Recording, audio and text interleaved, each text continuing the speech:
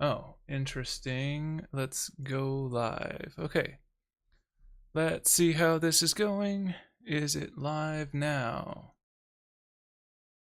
Oh, yeah, there we go. That seems to now be live. Or maybe not. Oh, hold on.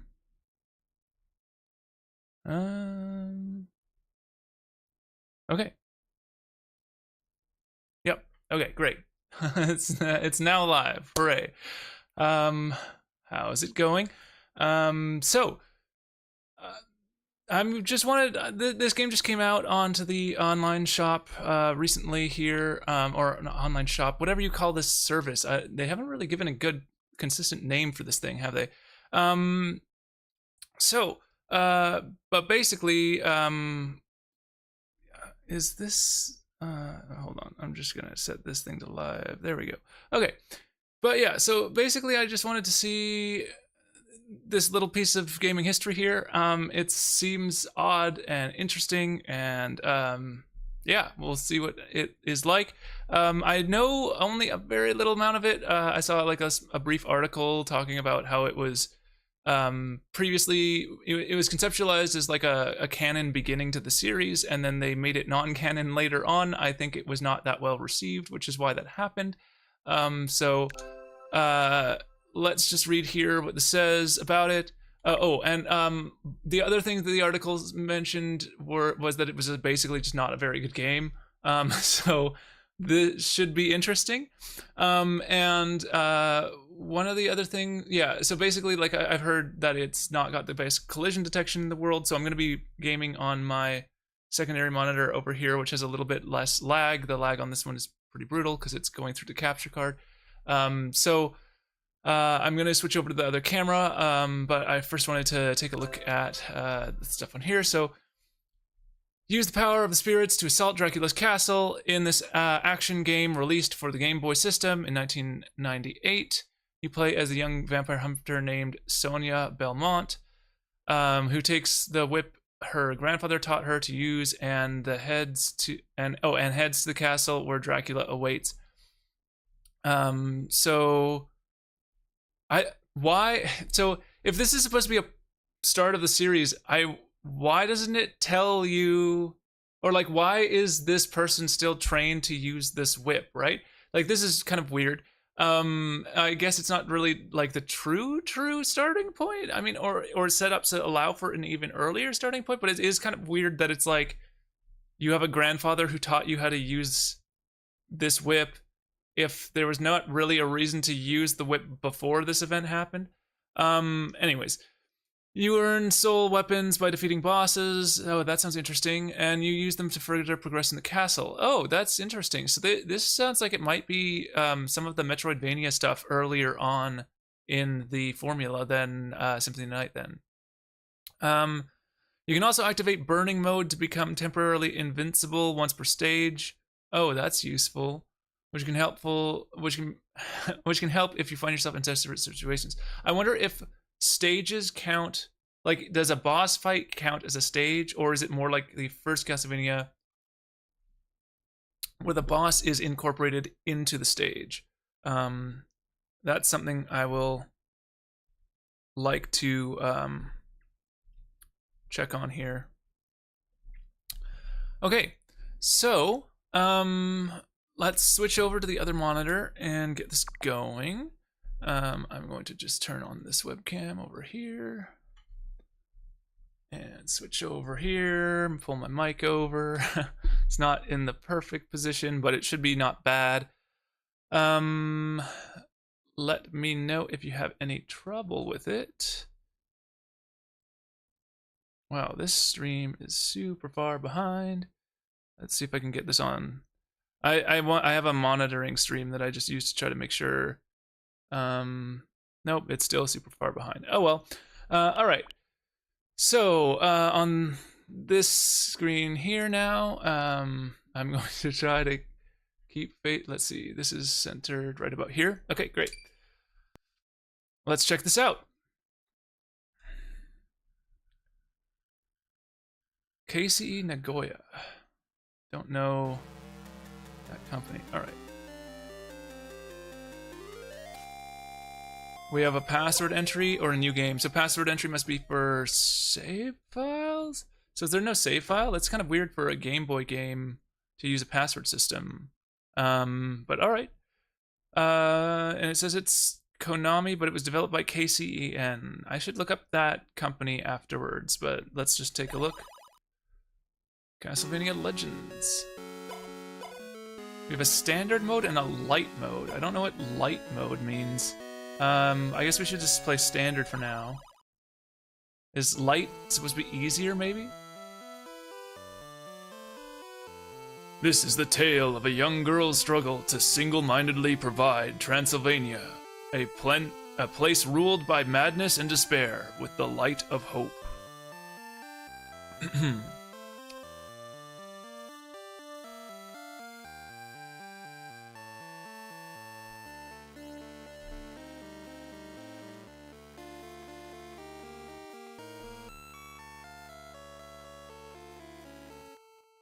Using the whole Game Boy palette right there. Oh, we got a world map. It looks like we go through the castle and then go through a dungeon. Okay, what are my controls here? So I have attack and I have jump. And there's a timer, apparently. I don't know what that gave me. Oh, is that whip upgrade? Looks like it's a whip upgrade. It looks like there's a ball at the end of my whip, which is how it was in the earlier games. How is this bat gonna work out? Okay. Trying to figure out what the enemy patterns are like in this. This is already starting to overwhelm the player with a ton of enemies. As per usual with these games. They ramp up difficulty by throwing more and more annoying things at you. Until, I mean, even with the later games, they tend to do that once they switched over to more Metroidvania thing, but they at least gave the player more agency to deal with it. Some of these are just kind of like unfair, like the way that those bats approach you at like a diagonal, kind of like towards you, makes it really, really hard to deal with. Because they sort of, oh, fireball, that's cool. Because they come down at an angle, it doesn't really allow you to jump. Which is like the only way to attack them, and they don't come low enough for you to attack them without jumping, so yeah. Oh, cool. So you can actually hit the torches with the fireball. Ooh. Ooh. Okay. That almost knocked me into the pit. Are there breakable blocks in this one? Usually there are. I don't know if the fireball would cause it to break, though, which is the question I have. Wow, those pits are right on what feels like the very edge of what you can jump. What do I do here? Okay. I tried to click up, but maybe I wasn't far enough over. Oh, is this the fireball thing again? Oh no, whip upgrade, okay. So do you have, it's like weirdly Legend of Zelda-like with its whip upgrade. So it goes, oh great. Whip upgrade and then shoot something afterwards maybe. So maybe like 2 stages of whip upgrade, the second one is like a, oh come on. It doesn't give you enough space here to deal with, what? This is ridiculous. They move faster than you too, so you basically just have to take the hit. Stop it. Okay. I have 0 lives, so this is not going to go well. We're going to have to probably reset. I don't know how often you get life ups. 1-ups. Okay, I need it to be further. Come on! So you have to be wet, like, you have to try to overshoot it, basically. Okay. Let's see how this goes.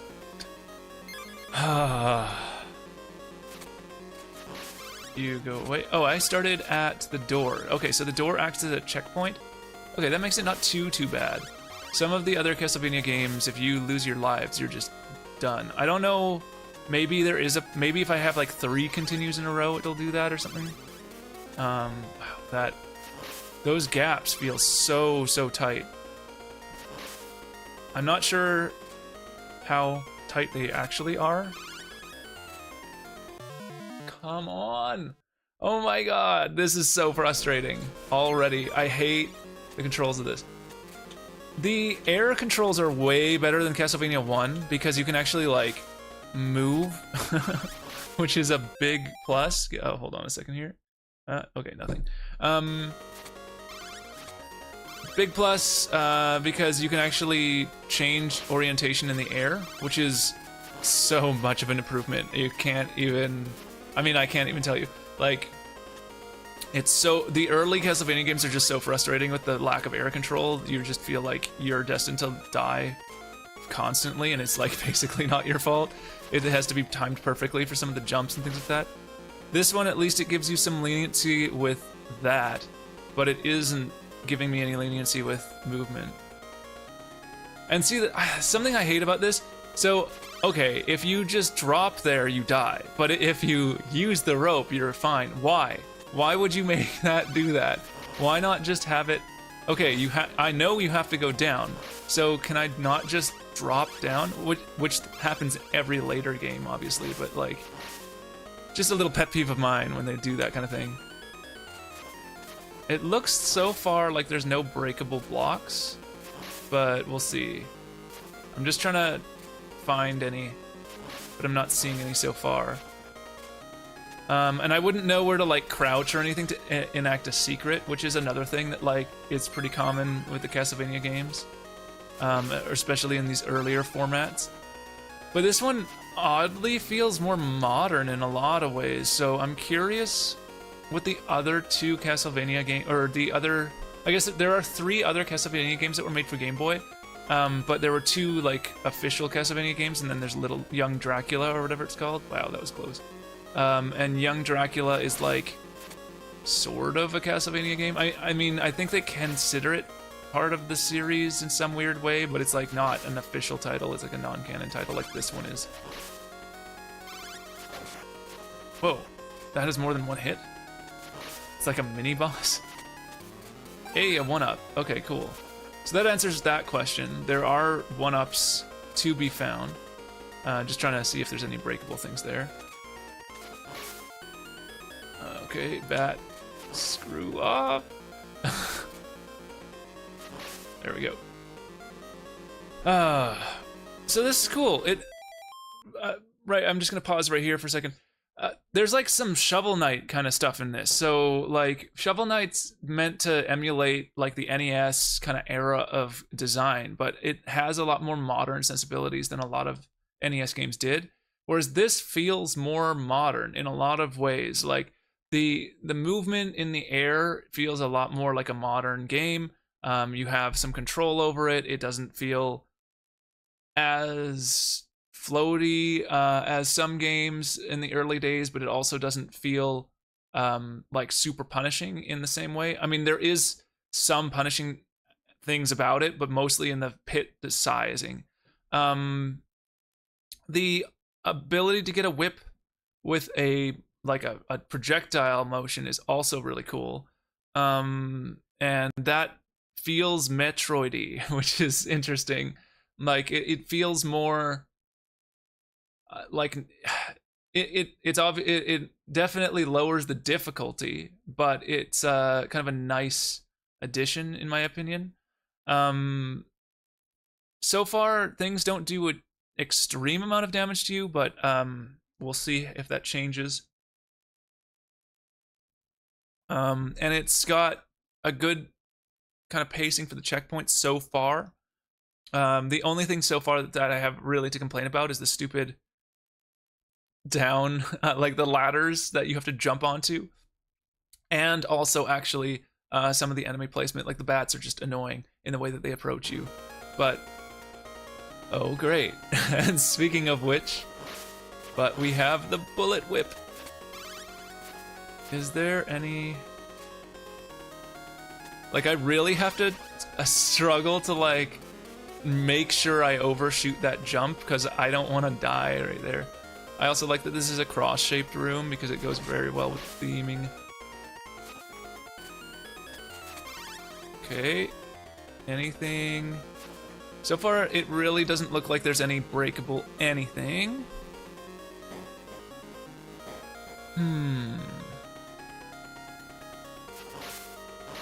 Nice placement of those. That's just a gate pedestal, I guess. Interesting. Little flickering there. I don't know if that's the emulator or if that's how it would actually have been. It'd be nice to know.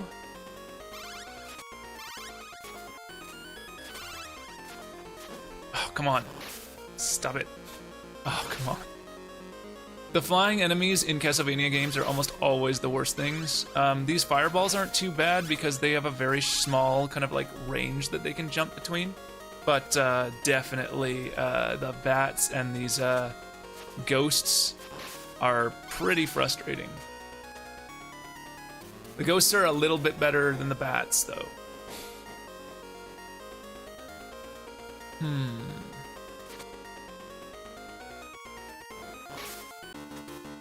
Whoa, okay.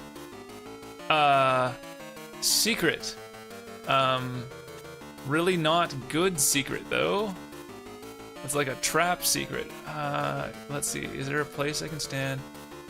Okay, once that zombie hits, I should be able to go down. Not quite. Oh, come on.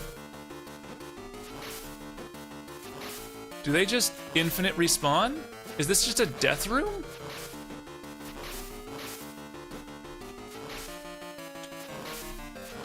What's going on?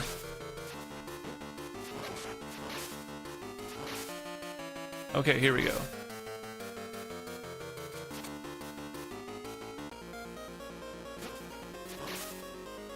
That was crazy.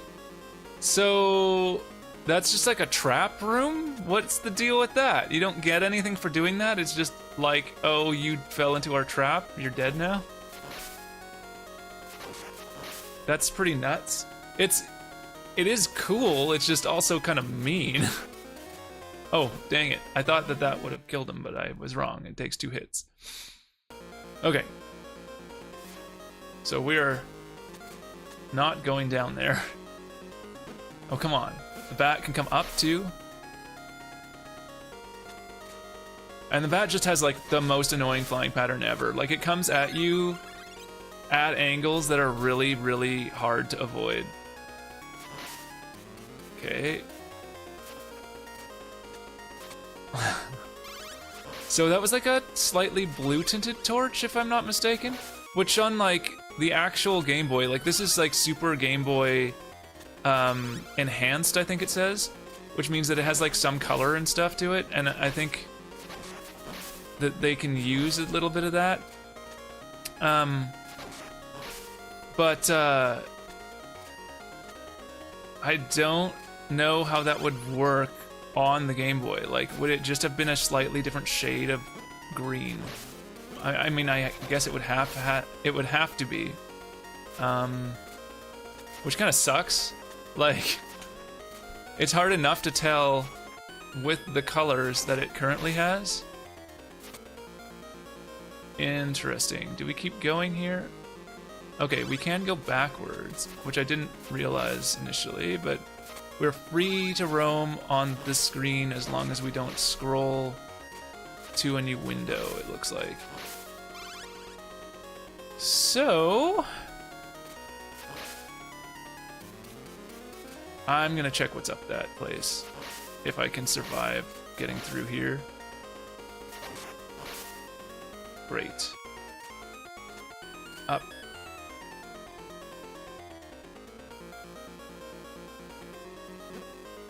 Come on. Really? What? What kind of placement is that? And look at that stupid bat. So it goes at an angle in a place that you... Yeah, so right there. That one is like a almost blue tint.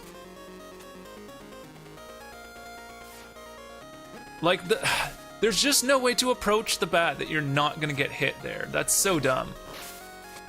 Okay, give me this bat. Oh wait, no, I don't have the projectile. I only have that super whip. But at least I can kill the zombies in one hit. Which is a huge advantage, actually. Okay.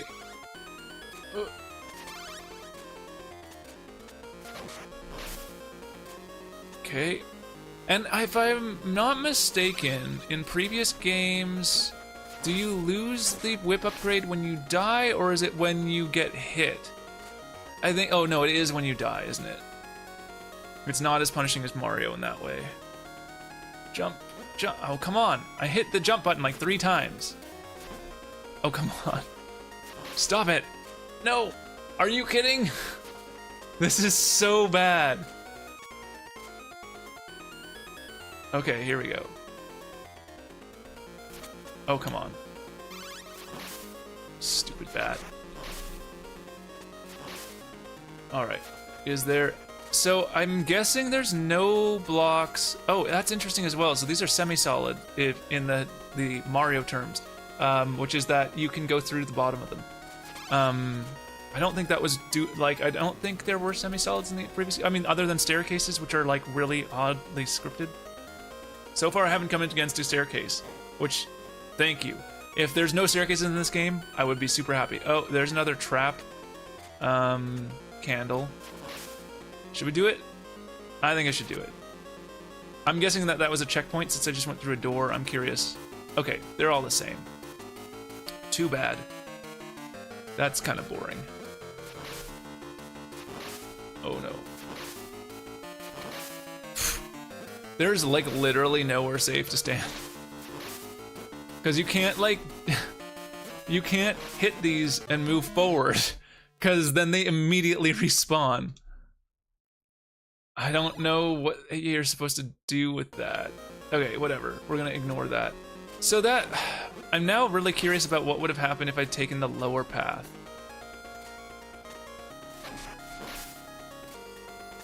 Like, how different would this be? Are there choices in paths, or would there have been an end to that route at some point? Like here as well, so there's an upper path and a lower path here. Okay, this one just ends here though. So maybe that previous lower path did go somewhere that would give me like an upgrade or something? I don't know. But we will find out, I guess. Come on, bat. Just out. Oh, you just kind of have to take those hits. Wow, really? That hit me? That collision is terrible. Okay, can I go up here? Not from there. Whoa. What? Okay. So these semi-solids do not work that well either. So what just happened there is that... Oh my god. Is that I went up 1 block, but because there was another block there, it counts that as hitting a wall. There we go. Alright. Well, at least it reduced... See up there as well? When I hit that upper edge there, it clipped and hit the wall next to it. So that's kind of annoying. They're not built so that you can go through them horizontally, so you have to go up a single block. Just gonna watch that heart go away, because I'm not gonna get myself killed. Oh, dang it. Oh, I do have a whip upgrade, okay. Ah, here we go. Thank you. Give me the bullet whip. I don't know what it's actually called, but to me, it is the bullet whip. And it is your biggest savior in this game. Oh no. This was not looking good. There we go. Wow, those guys take 3 hits from that? Or was I hitting something else? Okay. They just have a long... Oh, that's weird. So the enemies have invulnerability frames? Why? Why would you give the enemies invulnerability frames? Is it because the way that the hit detection work is like on collision basically? Like, so it's not an on collision enter, but just like as it's sitting there? Maybe. It's not really the best way to program that if so, but alright. Death pit. Okay, we made it.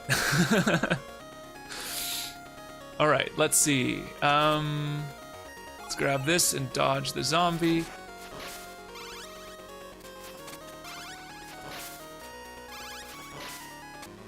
Okay. Sketchy platforming section. Platforming has never really been Castlevania's forte. There are ways to fix that. They just never really, in my opinion, they've never really made a good platforming section. But that wasn't terrible. It's just the gaps are too wide in this game for the amount of distance you can jump. Like, you jump really high, but you don't.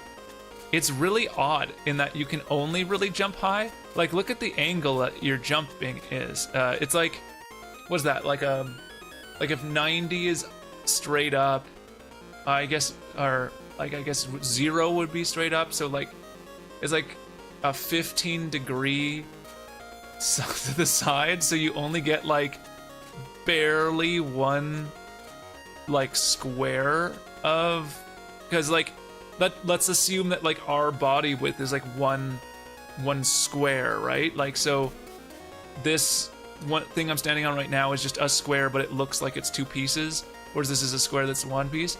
So you barely make 1 square of a jump, which I guess is interesting from a balance perspective. Oh, okay, this is a boss. It's Batman.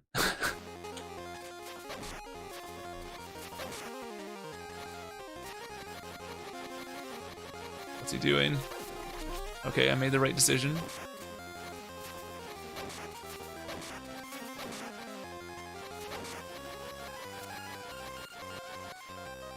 Ow. If we die here, like, there is not a good way to get to do this boss battle without the whip upgrade, so this would suck. But with the whip upgrade, it's not too bad.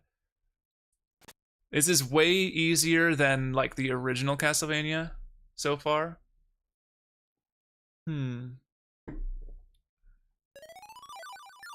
Okay, we got an ability. And we just went through the first of, what's that? 1, 2, 3, 4, 5 sections. So this is a pretty short game.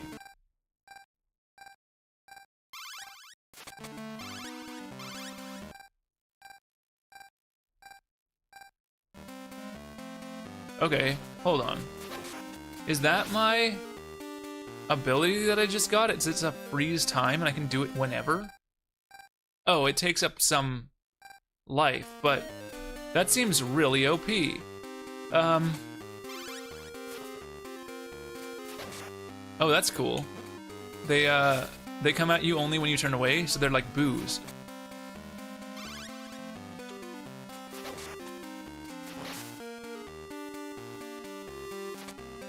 Okay. Oh, hey, it's our friend Skeleton Pillar, or whatever they're called in all of the games. They always take a ton of hits. Oh, I made the right choice. Up is almost always the right choice in the Castlevania games, but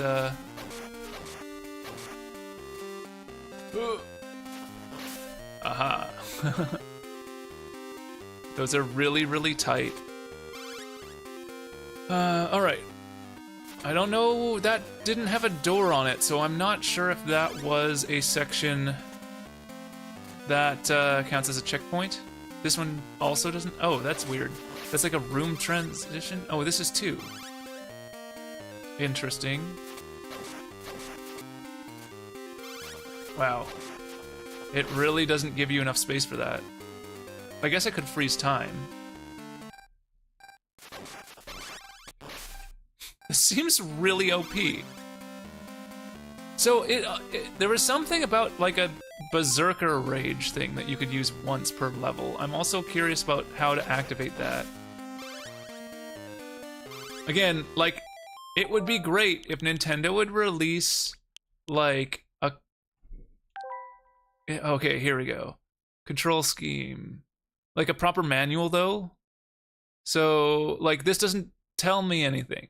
This literally doesn't tell me anything. Like, why not? Since they don't release them that often, how much extra work would it be to just throw in, like, at least a page of the manuals explaining how the game controller works, but like, or just the manual would be nice.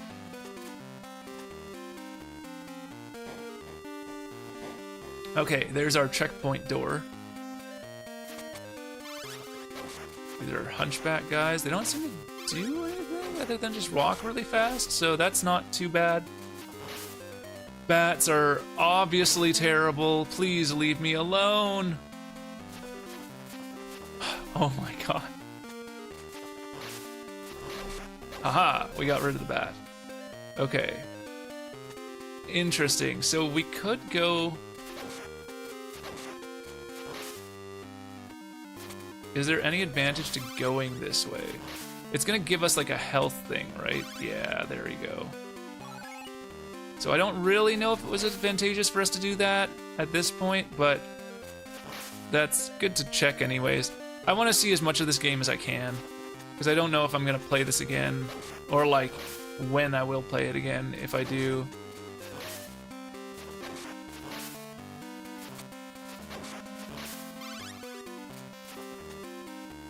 So I'm also guessing that a stage consists of the entirety of the level all the way up to the boss, so the only time to really use the berserk thing would be against the boss.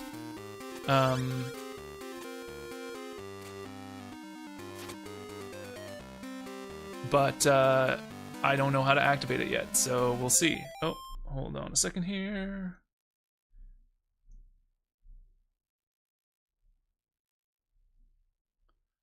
Cool. All right.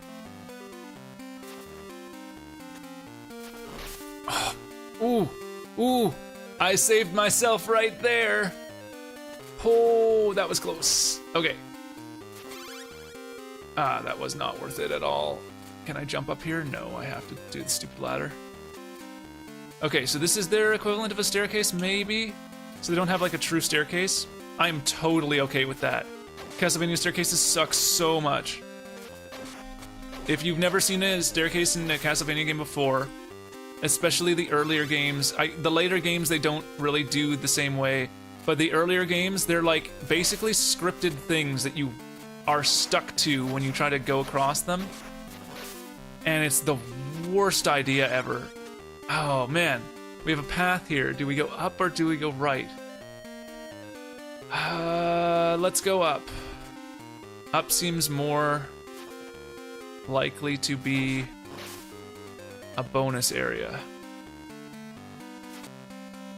Okay. How are you supposed to get these things? Am I supposed to jump? Ooh, that jump is also scary.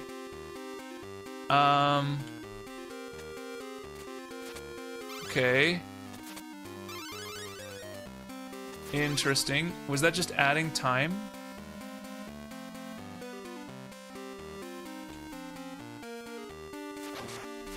I can still move that going like this, which is interesting. Oh, come on! I tried to jump onto that and it wouldn't let me grab it. The jump on that's terrible. Oh, and we're all the way back here. Okay, well now we know it's that way. Whoa. Okay, these guys are pretty brutal. Are these flea men? Is that what they are? They're just really, really big versions of flea man? They must be.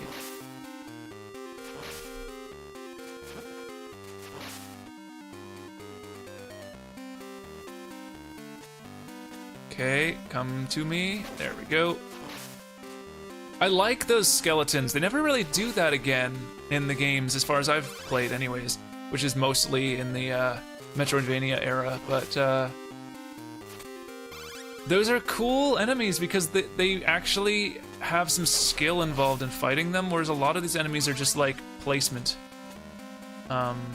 things. It's just like, are you close enough that it will make a difference or not?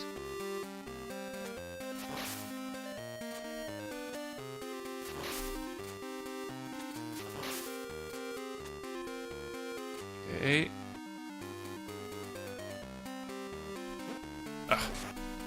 There's some drift to falling. Let's see how much there is. Yeah, okay, so if you fall off a ledge, you have to basically control yourself if you want to avoid falling forward.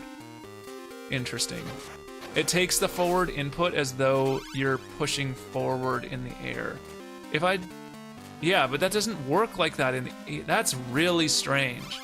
So it works like that only in the air. Or only walking off a platform, rather. So that it's like specifically scripted to act like that. Uh-oh.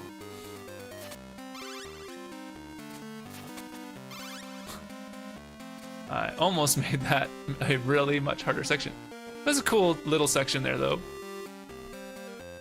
Considering there's no run button, like, it did feel like there was pressure because of the ability to, like, stand there and hit the button to attack. And you're always tempted to hit torches and stuff because they do give you things to help you with. Oh, interesting. Okay, so you can blow up the bullets that come out of those. That changes the strategy around those a fair bit. And makes them significantly easier. Die, please. Did that hit both of them at the same time? Okay.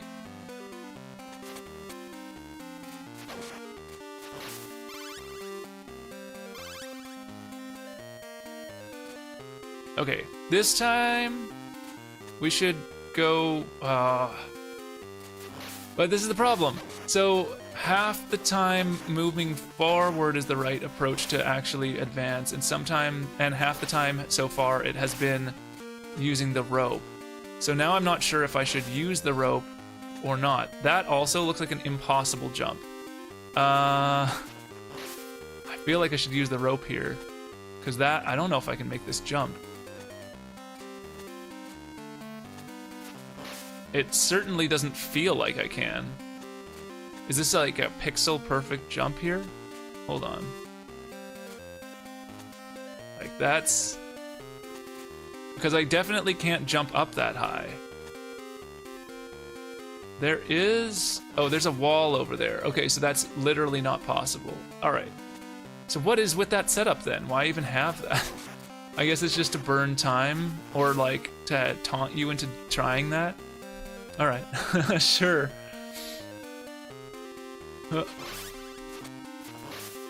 Can I walk to the right here, or is it just the down? Okay, I can walk only down. Is this gonna mess me up? This brick here? No, okay.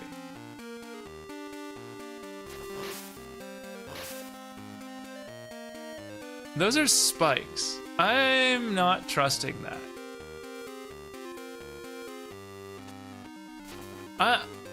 I'm curious about that section now.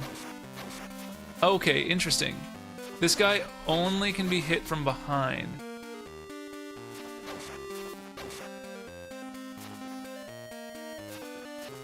Oh, come on. Turn around.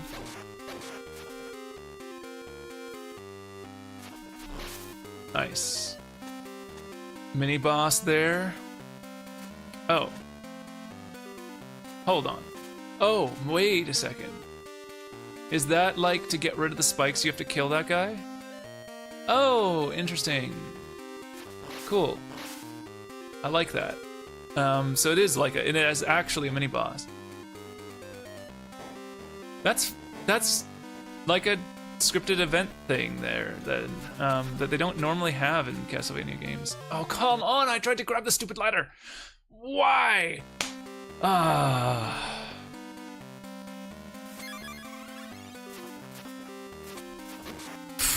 Stop it. You can't. Then it's so. Oh, and I didn't even have to do that. You just had to go down the ladder. It's so annoying. So many things in this game are built so that you cannot actually properly deal with them. Like, oh, okay, so I can hit him in the face. Oh.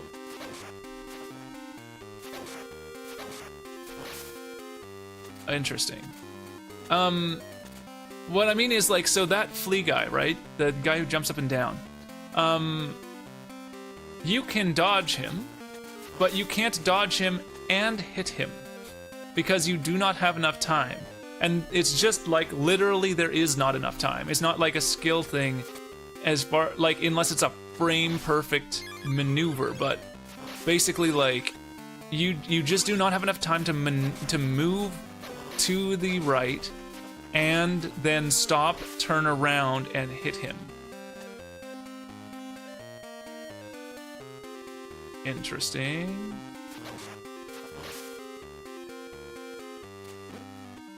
What the heck? Come closer so I can hit you, or go away. There we go.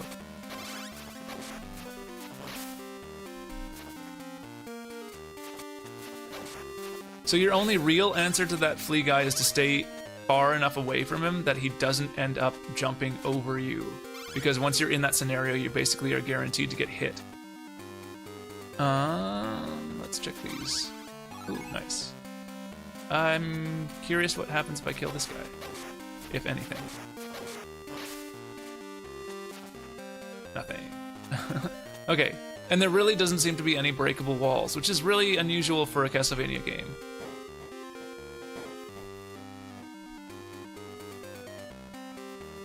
Okay. Come here.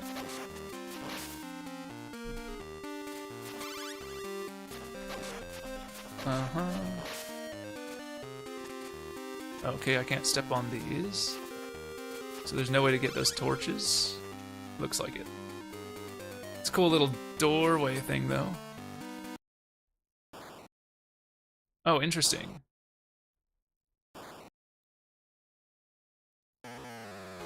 Whoa.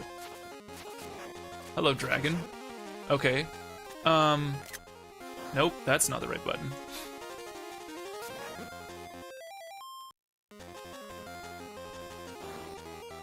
So how do I activate the berserk thing? It doesn't look like I can. Oh, there we go. A and B at the same time. Which makes you invincible for a certain amount of time. Will it give me an indicator as to how long? Or is it just until you get out of the screen? Because if so, that's really broken. I want to know.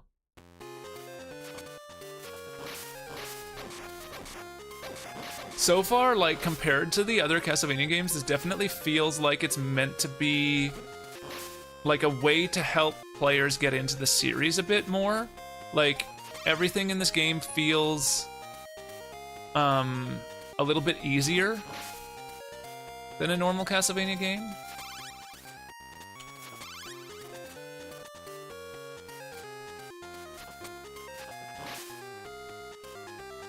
I mean, not quite everything, but like compared to the earlier games, it certainly feels a lot easier than most of the other Castlevania games. You feel like you can take a few more hits than normal. The checkpoint system's a little bit more lenient. You have like a gun, basically. Oh man. The ability to recover is also a lot better in this game. Like, even though it sucks to get hit. Oh, come on, let me jump off this thing. There we go. Like, you do get knocked back, but you have a shorter recovery time. It doesn't feel like you have as far of a distance that you get launched back.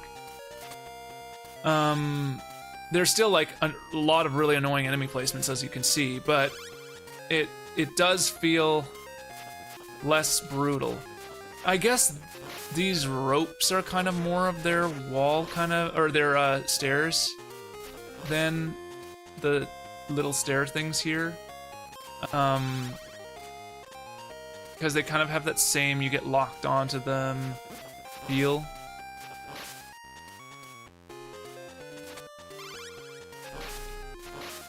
Okay, I'm almost dead though. Oh, come on, I swung there. It did not register that swing. Like, you could see my character turn sideways, but it takes way too long. Oh boy.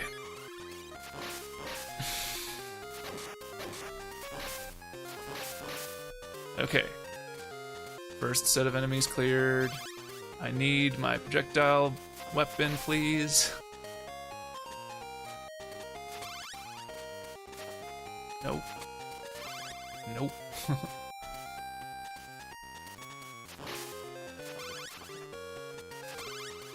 Go away. There we go. Oh, come on. There we go. Okay. Oh, come on.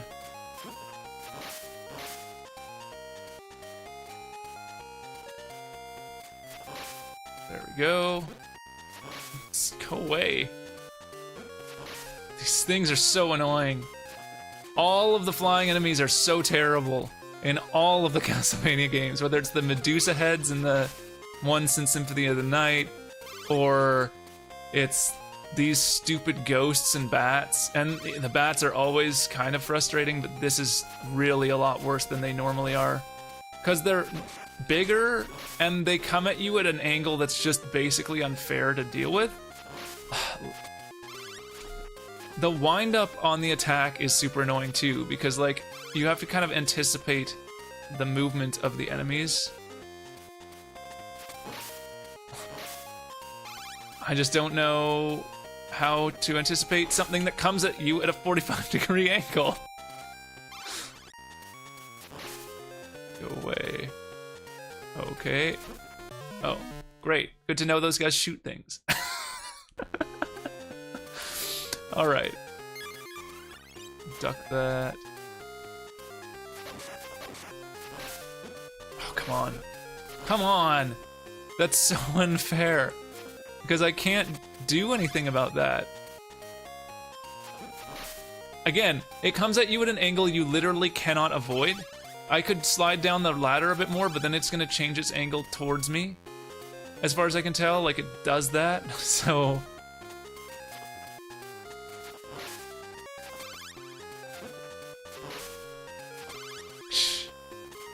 Like that. I'm trying to find a whip upgrade, but it's just not handing them out. I can't tell if they're 100% random, or if it's like on set candles, but it looks like it might be set candles. So if you don't see it there the first time, it's not going to be there the second. Oh, I have a different ability. I should try to use it. Let's see what it does. I do not have enough hearts, I guess. Okay, let's see if I can get enough hearts to pull it off. So it's not 8. Not 9.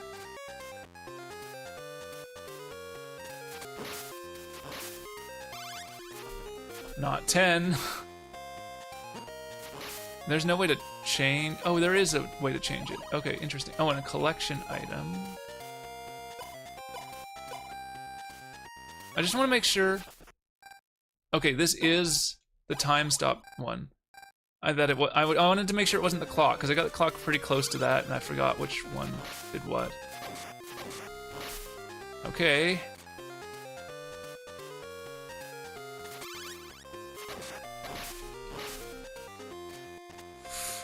That's a pretty tough setup, actually. It seems like the platforming, other than like the enemy spam, which is exactly the problem for the difficulty in these games most of the time. Because enemy spam isn't fun, it's just annoying. Like, it adds difficulty, but only because it's like unfair and relatively random in what happens. You're just overwhelming the player's ability to do anything, which is kind of just unfair. Like, I mean, not even kind of, it's just unfair. Oh, come on. And like, the placement of some of these enemies are purely done so that you will take damage and there's no way around it. Like this one, there's no way not to get hit by that. It's specifically positioned so it will not come towards you until the second you jump off that thing. And you don't have, like, look how much, you can't swing until like a frame after you're in the air. And so there's literally not enough time to hit that before it hits you. That's so frustrating. Okay, well, oh, come on.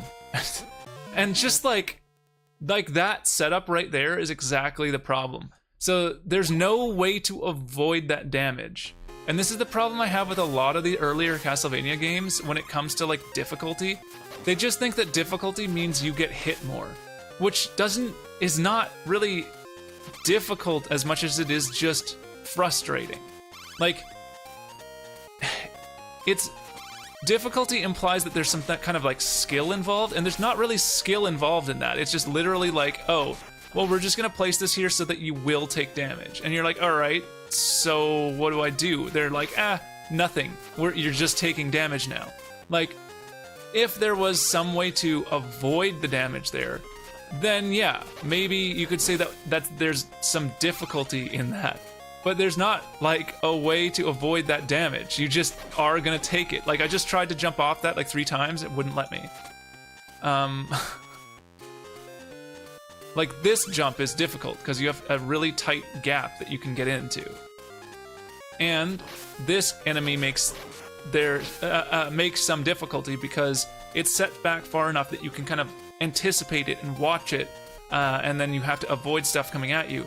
But the other one, that one down there, that's just unfair. Like, you're gonna get hit because of the placement of the enemy. It's not a difficulty thing. It's just, okay, this enemy is placed such that it will run into you. Okay. And I mean, they do give you a fair bit of health to deal with that kind of scenario, but that's not really okay in my mind. Like, from a player perspective, it's not fun. It's just, oh, you're taking damage now. And you can feel bad about it for thinking like, oh, maybe I'm doing something wrong, but you're just not. Like, okay, he comes towards you a bit further than I thought. Dodge that. Go this way. Interesting. I could activate my invincibility here and just beat this cheesy way, like cheese it. I could have beat that without that. So, okay, now we gotta find out, is this a time thing? Or is it just a change screen thing? Okay, it does seem to be a time thing. But it lasts a long time. What did I just get? It doesn't show me anything. Okay. I'm curious where I'm supposed to be going here. There are 2 directions.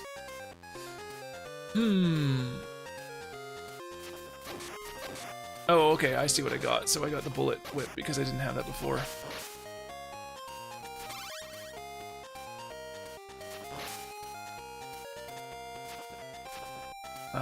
It doesn't tell you how much mana it takes. Can I get up here? Okay, I can. I have to jump up sideways. I wonder if there's meat there. No. Okay. So that's really just a trap to go that way then.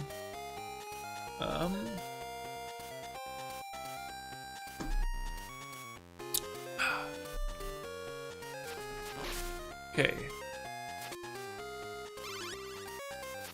Not 12. I'm still not sure like how much mana it takes to use this ability. It seems like a lot. For the fact like how overpowered stop time is. I just don't understand why this one would be so much. Not 13. Not 15. Oh, come on. Oh, interesting. Destroying torches persists across screens, apparently.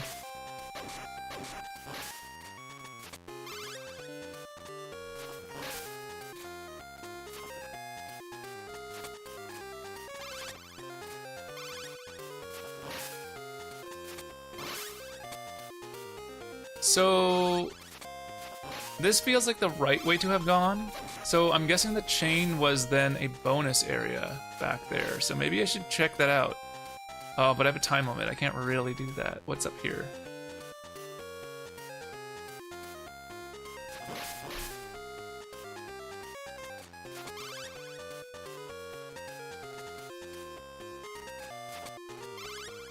Okay, 23. Oh, so it's a heal. Okay, cool. This one's more useful.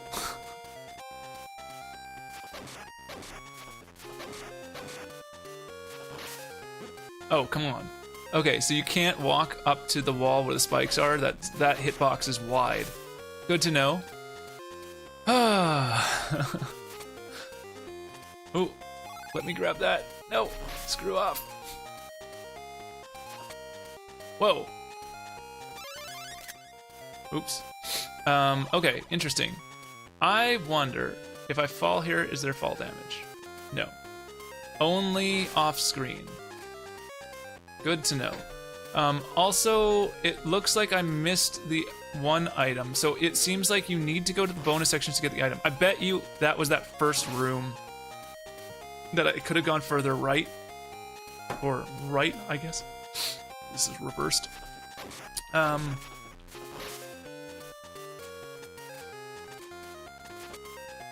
nice. Die. Oh, come on. Most annoying enemies ever.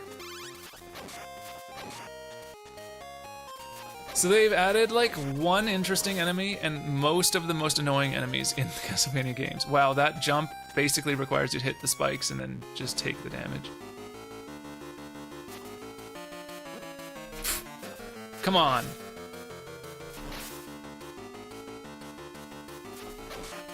Oh, interesting. So this is a boss rush, or an enemy rush sequence.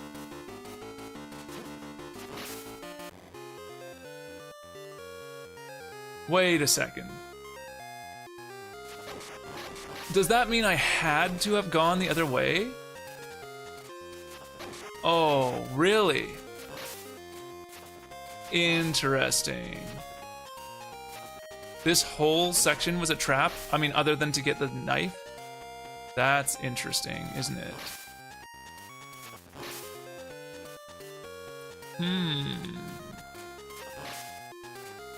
Okay.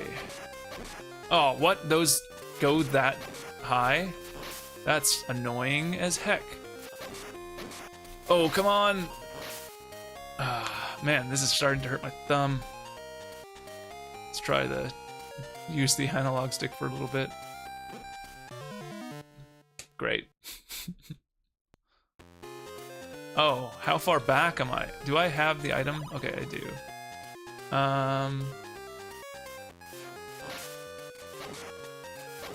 Just gonna sit a little bit out of range here. I need to get a whip upgrade. Okay, sweet. That's not a whip upgrade. I don't know if any of the things up there are, but they might be.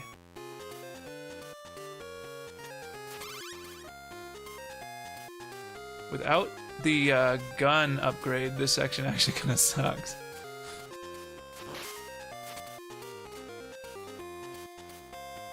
All right. Ooh, hold on a second. Nothing important. All right, let's keep going.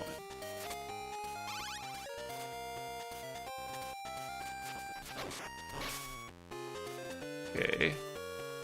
I want to get in here. Okay, there we go. That's a safe way in. Can I not? No. It's just too high. It doesn't, it feels like it should be the right height, but I guess not. Oh, come on. Ugh.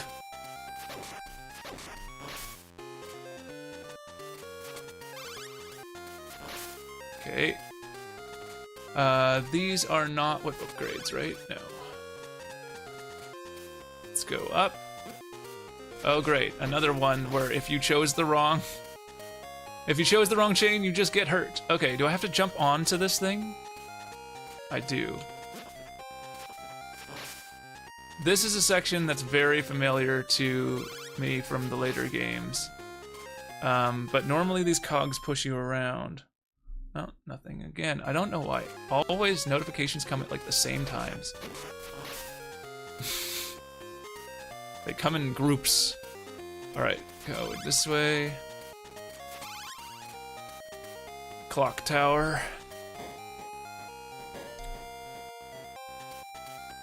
Can I get up here? No. Oh, come on. Let me grab that. No! Really? It went off screen? Oh, come on.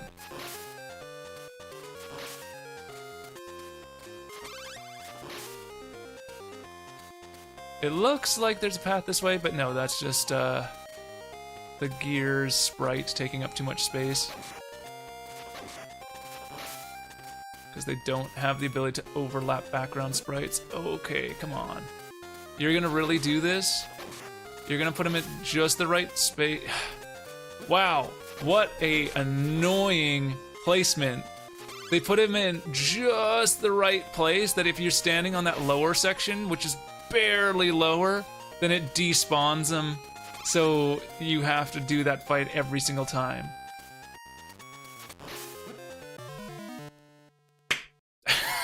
Come on. Duck. That's just out of range. Wow, the hitbox on my whip sucks. Like, it is really strange in size and shape. Like, I want to just test it. Actually, we can test it against this guy right here. So, that hit, that doesn't. So from this side, it's hitting. Maybe it's just the bone skeleton. So the collision on some of these enemies then is super wrong, or super off feeling, anyways. So we have to jump into him so that we can be high enough to hot spawn him again. Dang it. Okay, jump towards him. Get in! Oh, come on. This is so dumb. There's just like no way to approach it because of the stupid, terrible jump distances in this game. Okay, this side, right? Oh no, wait, this one wasn't the one where there was that problem. Okay. Which way do we go? I guess we should try the left side, although the left side was the correct way last time, so I bet you it's gonna be the right side this time. Oh, maybe not. Oh yeah, it was. But we got a 1-up, so that's nice. Although we don't really need it, we're not gonna survive much longer. I should be using my ability more, I think, is the main thing here. I don't know if you can use it when you're on a chain, though. Oh, I wanted to get that thing, but sure. I guess I ran into the collision box there. Oh, did we get the bullet thing again? Sweet.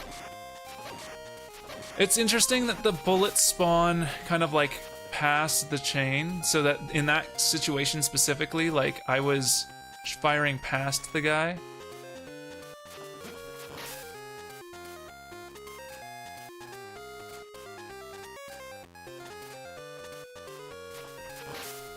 Okay. These feel somewhat forgiving to stand on, actually. They look a lot worse than they are, I'll put it that way. They're not entirely forgiving, but there's like quite a bit of area that you can land on them. Whereas I thought it might be a very tight little space. Luckily, the collision on those is good. That's not the case for everything. Die. I'm gonna go all the way over, because so far it has been the correct answer. Okay. Nothing spawned when I made that little hop there, so that's nice to know. Okay, there is something that spawns in, though. Uh-huh. Oh, come on. I want to go over here, because I'm curious to see if this is a whip upgrade or something. Oh, well, actually, we're at full whip. We didn't need to do that. Dang it! Alright, well... I can't jump that gap, actually. I have to stand over here. We're gonna spawn in 2 more ghosts. That one's far enough out of the way that I don't care. This is the one that's annoying. It won't let me turn and hit. It's animation locked, I think, to do stuff like that. I think you cannot do an action until the other action is done. Yeah. So that's why it's so annoying. Okay. I just confirmed it. So if I'm swinging my whip, I cannot jump, I cannot do anything, I'm stuck.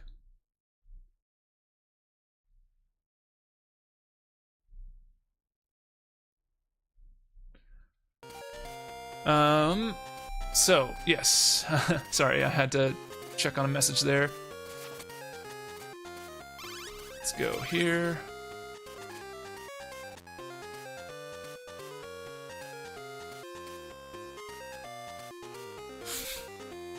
Gotta wait for the right cycle, which means I'm gonna spawn in another ghost. Or no, wait, it's the next section that has that problem. Really? Oh, come on. That killed it, but also hit me? Okay, this is the section where there's a ghost, so I don't want to jump too high here until I have to. And then there's two ghosts. One comes at me from, like, way closer, though. Like, does this one come from the... It literally kind of drops right on top of you at that point. That sucks. Okay, we're gonna go here, and grow here, and then grab this. And do we want to be on this side or the other side? Okay, it doesn't really matter. Grab that.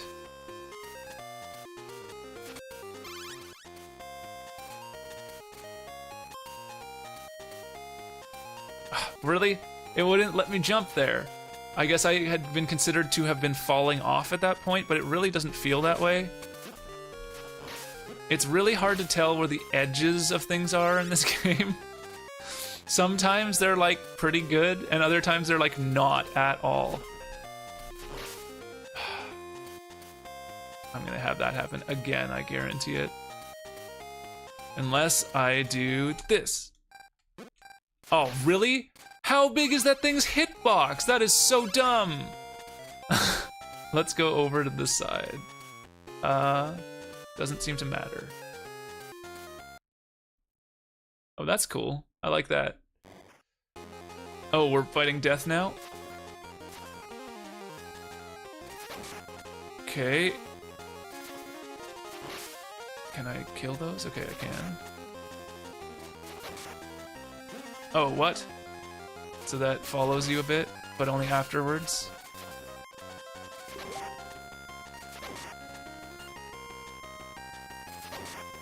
Oof. Okay.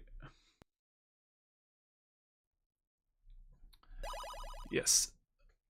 It's very like Metal Gear Solid looking, that continue screen.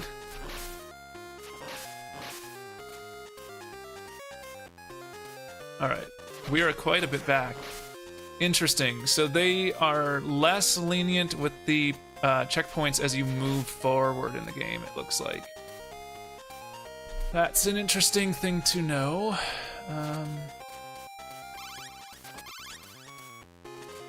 I can't make this cycle.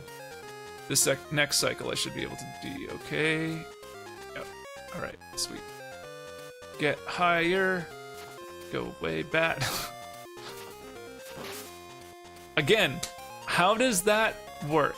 How is it that it can hit me and die at the same time?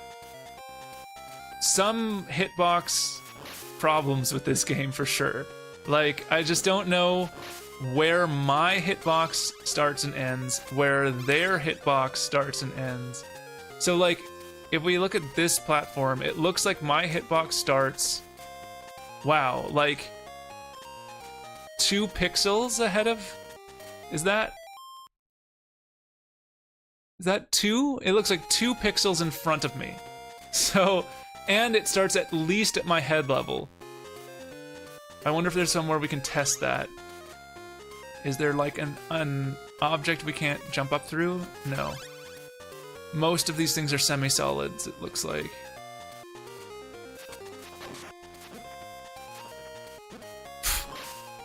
Stop it. Oh no, there's gonna be another one. Stop it! Oh my god. This is so annoying. I've managed to stop it from spawning again. Oh, come on. These things are so annoying.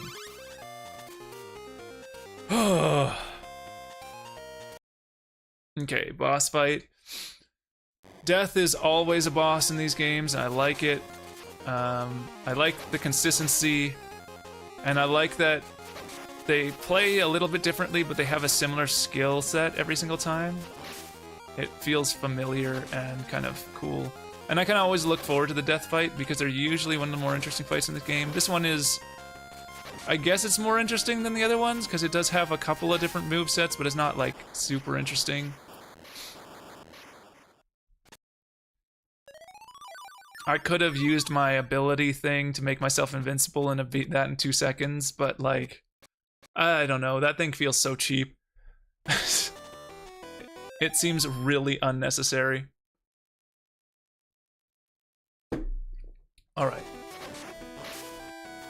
Wow, okay. That spider thing takes, what is that, 3 hits?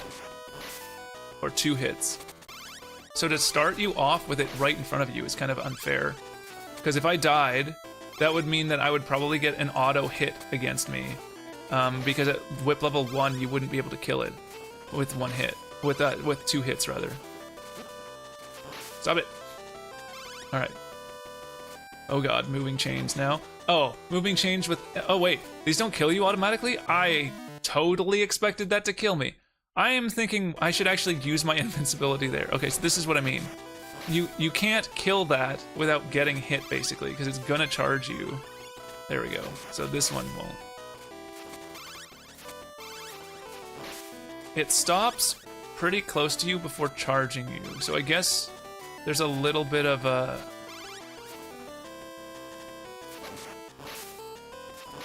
a little bit of like a ability to dodge it because you can kind of see when it's about to charge you.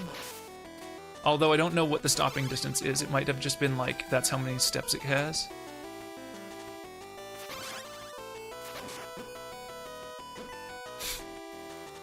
Oh, wrong.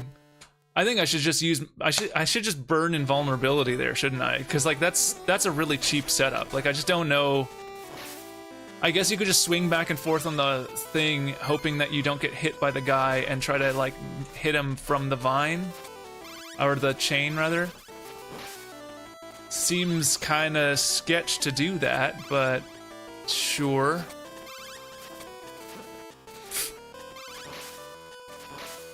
It's interesting that, like, so the first thing we got in this new level, we do get a new enemy type.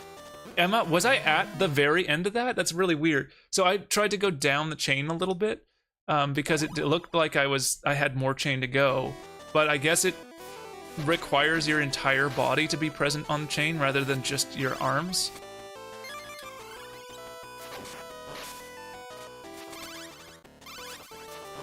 Let's see. This is a brand new section, right? I think so. So that means that if we die here, we just reset back. Actually, yeah, if we die here, we just reset back right to that same point, so I can test this, actually. Yeah, so it seems like that's basically like the length of that chain is the length that you must be on that chain. And you can see what I mean by that spider, like auto hits you basically, because you can't not. Like, oh, what? And that's ridiculous. So I don't get an invulnerability frame at all there. Sure, enemies get invulnerability frames, but I don't.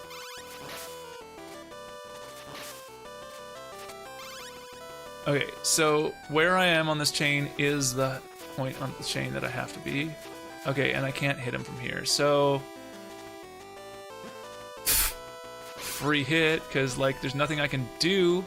I tried to jump back onto the chain, because that's the only, like, logical way that skillfully you should be able to do anything about that. Yeah, see, like, there's basically, you're gonna get hit by that, because there's no way... Oh. Yeah, no, that was the right one. I was like, wait a second, was that earlier than I'm supposed to normally get that? And it stopped right under me? Thanks. But yeah, basically there's just no way to avoid that spider at the front. I mean, you could jump over it, I guess, but it can come back towards you. So, I don't know. I'm thinking just burn invulnerability, do this jump. I wonder if I can do it while on a chain. I can, okay. So we're gonna just burn invulnerability and we're just gonna kill this guy. Because this is a super cheap setup. Yeah, look how many hits that would have taken. You basically just have to take the hit. Oh, and you can see my meter just went completely out from that. Hey, we got our fireball back.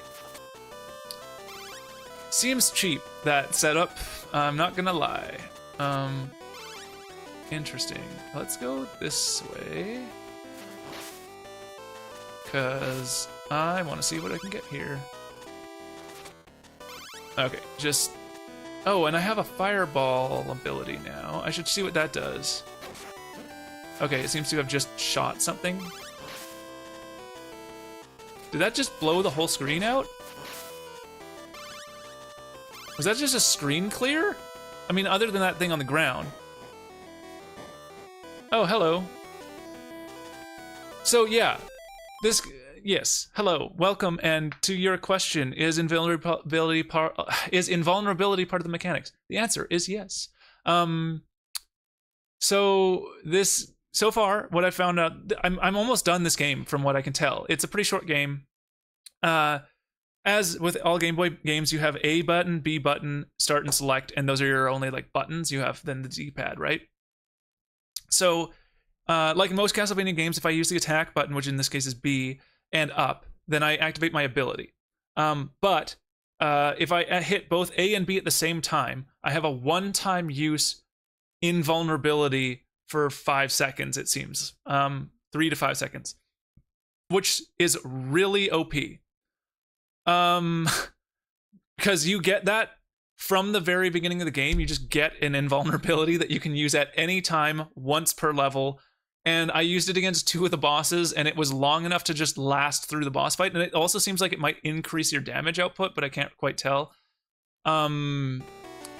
Basically, every boss you beat gives you a new ability. The first ability was like a time stop, the second ability is heal, and this third ability seems to be almost a screen wipe. Oh no, it just hits everything on screen, apparently, all at once. Which also seems OP, but I'll take it. This guy, though, is super, super broken. He takes way too many hits to be a standard enemy type, which is why in the early game he's a mini-boss, but right now it looks like he's just a regular enemy. Although he doesn't seem to respawn, so that's interesting.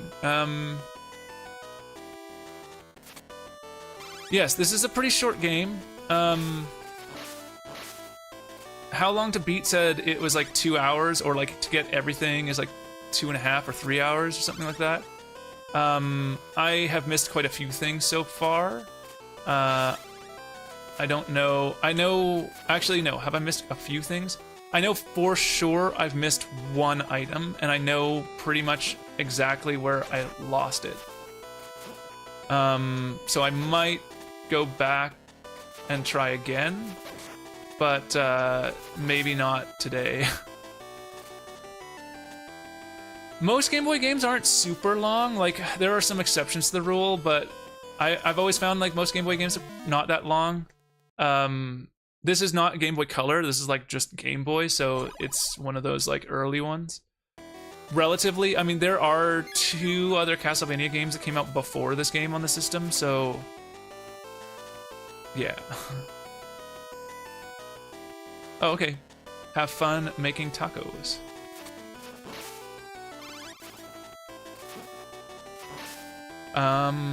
But yeah, so there's some things I like about this Castlevania game, and some things I definitely think, like most of the early Castlevania games, I have a lot of problems with it. But compared to a lot of the earlier Castlevania games, this is actually not that bad.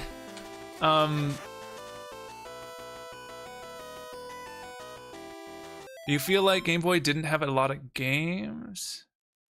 Oh, you didn't have a lot of games. Okay. So you mostly played Pokemon. Yeah, so the RPGs definitely are longer.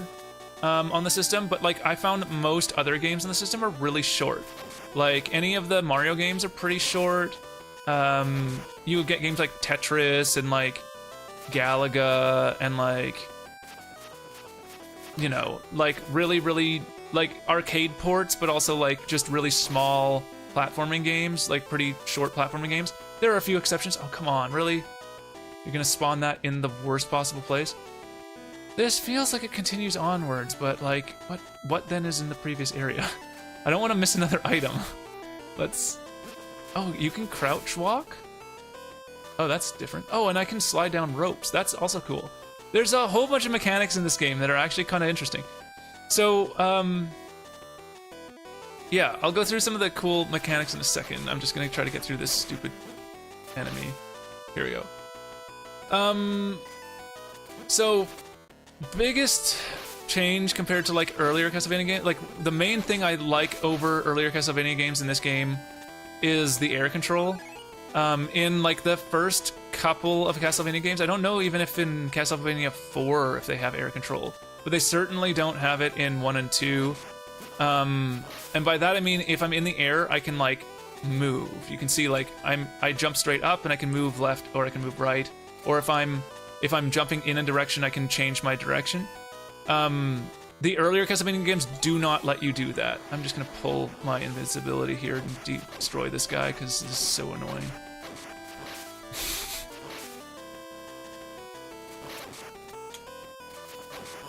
Wow, this thing takes a lot of hits too.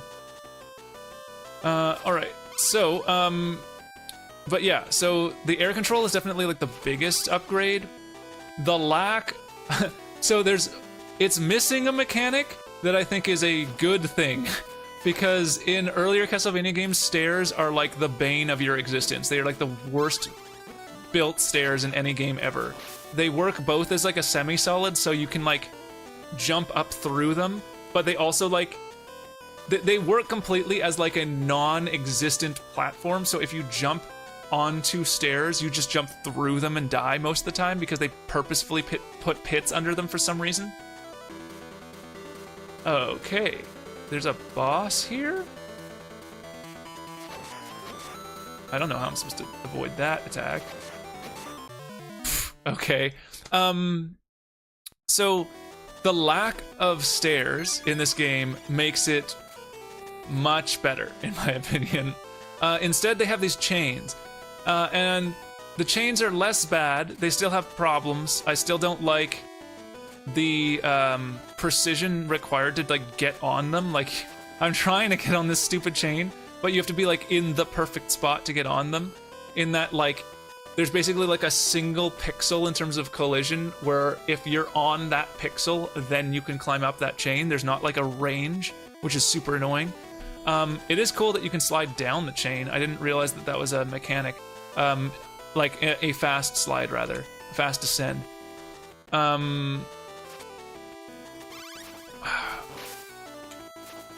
These bats suck so much. Another thing that's better about these games, so the lack of stairs is a huge advantage. The jump is better. It's still not perfect. There's still a lot of problems I have with the jump. The fact that you move more upwards than forward, like you cannot jump at a 45, which means that like your character just puts all of their jumping effort into a vertical instead of any horizontal motion at all.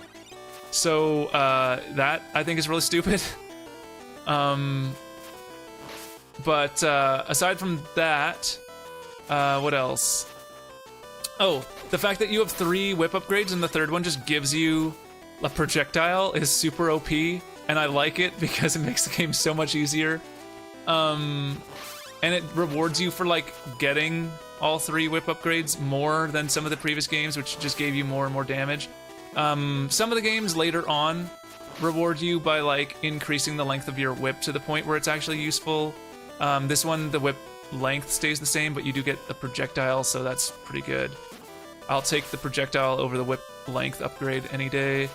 But cons, but then yeah, so I don't know if it's a con necessarily, but like having a free invulnerability that you can pull off at any time, like I'm gonna do it right here because this guy's in a cheap position. And this would be like super annoyingly almost impossible to get through without me dying right there. Oh, these are, these lights here are a different shade. They are traps. If I attack one of these, it's gonna drop me into a trap section, which is kind of crazy. All of these look like that. So I guess these would all just drop you down to the lowest level. Sweet.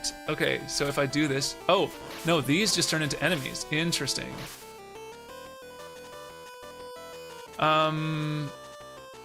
There's no advantage to me fighting the enemies, so let's see. Oh, can I drop through the floor here too? No, just the single blocks. Ooh, the jumping on the chains is definitely one of the worst things though. Like, it can kill you so easily.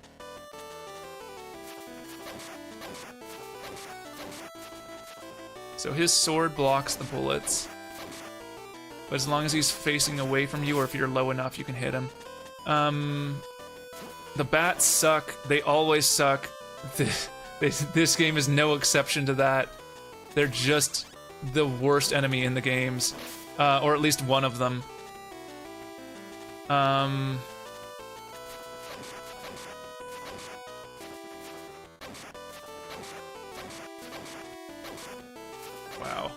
They take so many hits. Alright. Oh yeah, there was no reason to go up here, was there?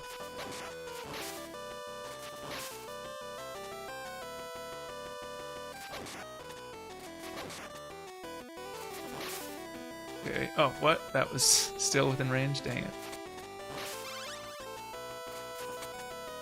I really wish I had some health here, but I burnt my invulnerability doing something dumb. Alright. Sure. I didn't get an item or anything from going up there, did I? No. So there was no point in going up there. That whole thing is just a trap. I hate this enemy so much. Please move forward towards me more, so I can jump over you. Yeah, like the biggest problem with most of these games is that like the way that they choose to make difficulty is just through enemy spam, which is super annoying and not actually difficult. It's just annoying. Like to me, difficulty implies that there's some skill involved, and enemy spam is just like not. It's just somewhat random chance and somewhat just you're gonna take a hit. So I don't really find that to be a good way of dealing with difficulty. But yeah, that's, in my opinion, like the worst thing about this game, but that's true for all of the Castlevania games. This one is worse, I think, than like the original Castlevania games, like 1, 2, and 3, in terms of enemy spam. Probably because they can get more enemies on screen. Because despite the fact that like the Game Boy only has a very limited color palette, it seems to have quite a fair bit of RAM for the console. Like I've noticed this with quite a few games that I've looked at recently, but like they have a lot more room for higher quality looking pixel art, because even though they have a limited color space, they can get like a lot more pixels in, or like the way that they shade things seems to be a lot more like intentional or something. But it also seems to allow for drawing more things on screen at one time, I've noticed. Yeah,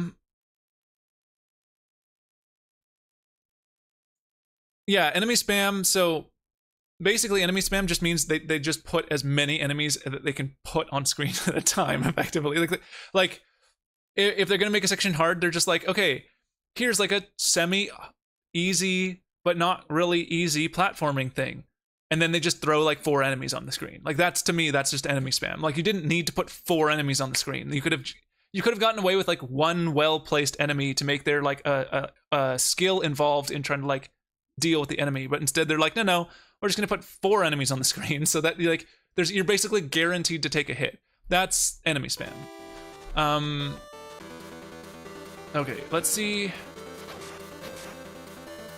Do they stop before the wall? It looks like maybe. So if I sit in this corner, can I just win? I think this corner is OP.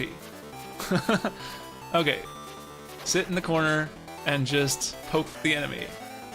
This is, I think, intentionally designed this way because they wanted to give you some ability to avoid this character, and there's no way you could have jumped over this character. This character's way too tall. Uh-oh. So if that was Medusa, the head just flew off. Is that the origin of the Medusa head enemy? Is this... So, as I explained at the very beginning, this game was intended to be the very first Castlevania game. Like, they wrote it to be the origin of the Castlevania series. But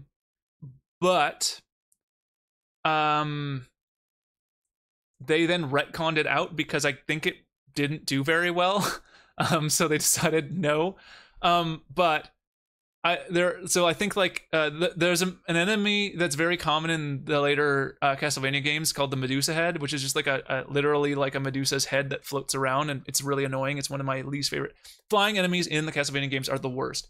But specifically the Medusa head is super annoying because there are like two variants of it. One usually like turns you to stone if you get hit by it, and then you just drop, and then you take damage until you can like break yourself out. And the other one, they both move in a sinusoidal wave pattern, which is super annoying because it's really hard, even though it's predictable because it's in a sine wave, it's not always easy to keep track of them. And they can sometimes have multiple that are going at different wavelengths, or not wavelengths, but different points in the wave may arc at different points. So you can get hit because you're just unable to like watch all the different patterns. So I think that this is supposed to be like the origin of that Medusa head enemy. I'm hoping they don't show up in this game now. It's basically where I'm going with that. But I just think that's interesting. This is like a sandworm. It's like a dune style worm. Normally up is the right decision, but last time up was the wrong decision, and it looks like it was the wrong decision here as well. No, one up, don't go away. I need you. No! Ah. Dang it.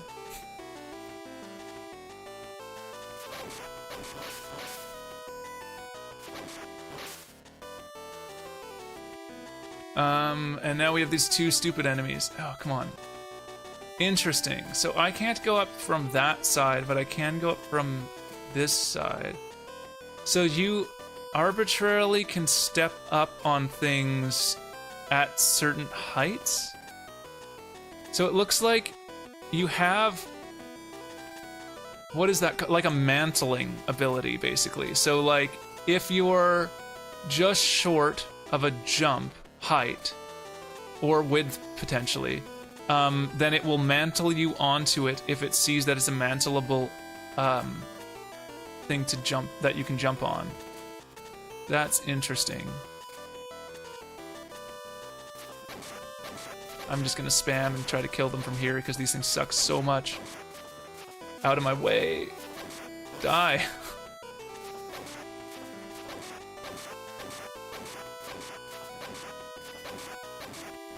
Also, enemies have invulnerability frames, which kind of sucks. That's very unlike most of these types of games. It means that you cannot...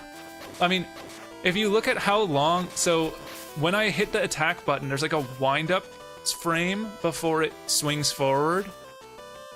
Which means that, like, my timing... So this is one thing I don't like about the mechanics. So you can't... Most of the later Castlevania games... Or I think even earlier Castlevania games, when you hit the attack button, the whip just goes forward right away. Whereas in this game, there's like a frame where it's behind before it goes forward, which looks better from an animation perspective, but it really sucks from a gameplay perspective. And it can mess you up here. But the other thing that's weird about this, so the enemies have invulnerability frames. So you'd think, like... First of all, why? Because that's giving advantage to the enemy that is kind of dumb. And secondly, there's not really a reason, because your attack cannot be easily spammed, because you have basically a 3-frame attack. Like, it's like 1, 2, maybe it's just a 2-frame. No, it looks like it's 3 frames, because it's like 1 frame behind you, 2 frames outstretched, and then it recoils. From what it looks like there. So you have at least 3 frames of animation before you can do another attack, and your attack happens on the off frame, so you only have, of the attack animation, you only have 2 frames where you can deal damage.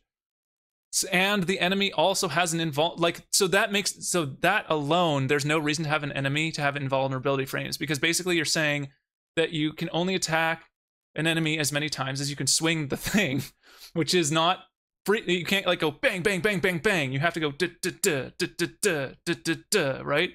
So if that's true, why also put in an invulnerability frame? And it seems like they're offset too. So it seems like the invulnerability frame is like 5 frames long or something like that. So like if I attack it and I'm like in my 2nd frame when I hit it, then it's invulnerable for an entire 2nd attack series, because it's invulnerable for longer than it takes for my character to end the previous attack, wind up, and do the whole next attack. I just don't see why they did it. Especially for enemies like that thing, which are so tanky anyways. Like, it really doesn't need invulnerability frames. It's also a weird decision to have the spikes in this game that don't auto-kill you, because in most situations you couldn't escape. Like in that one I could have actually, but I'm gonna lose my whip upgrade because those things were super annoyingly placed. There was a 1-up this way, right? Not that it's useful at this point.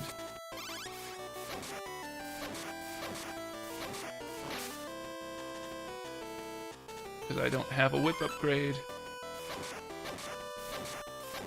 These worms are very phallic.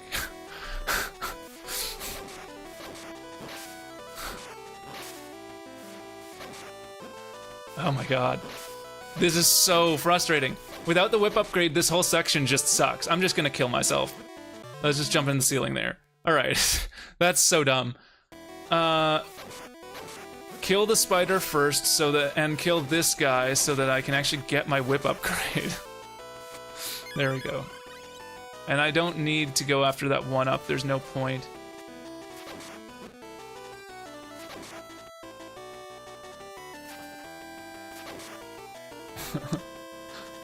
Like, it's a very veiny worm.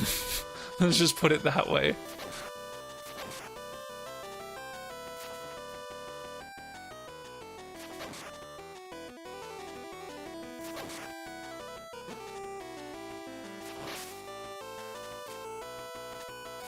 So there's 2 of those guys there, so I got an unlucky spawn on one of them in the previous time around. Alright, let's drop down to the ear. Oh yeah, that's something I find annoying. So, this is a weird mechanic. I'll wait till that worm goes away. If I fall at an angle, but only if I fall off a platform. It doesn't work like that if I'm falling from in the air. So if I push forward in the air, like I have to hold forward in order for me to actually keep that momentum going. But if I fall,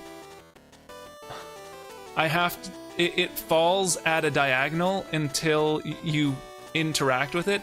I think that that's a really, really weird choice. I just do not understand that decision at all.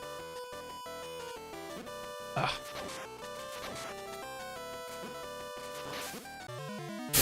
What the heck?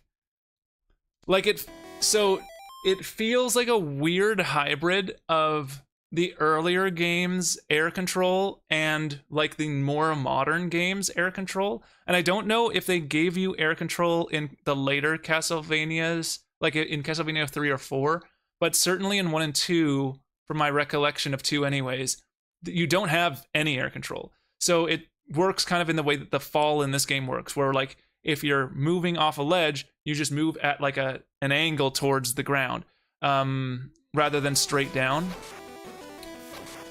Which, sure, it's fine, whatever, but it's weird to do that and give you air control in other situations. Like, if I'm, like, there's no momentum carry when you're in the air at all.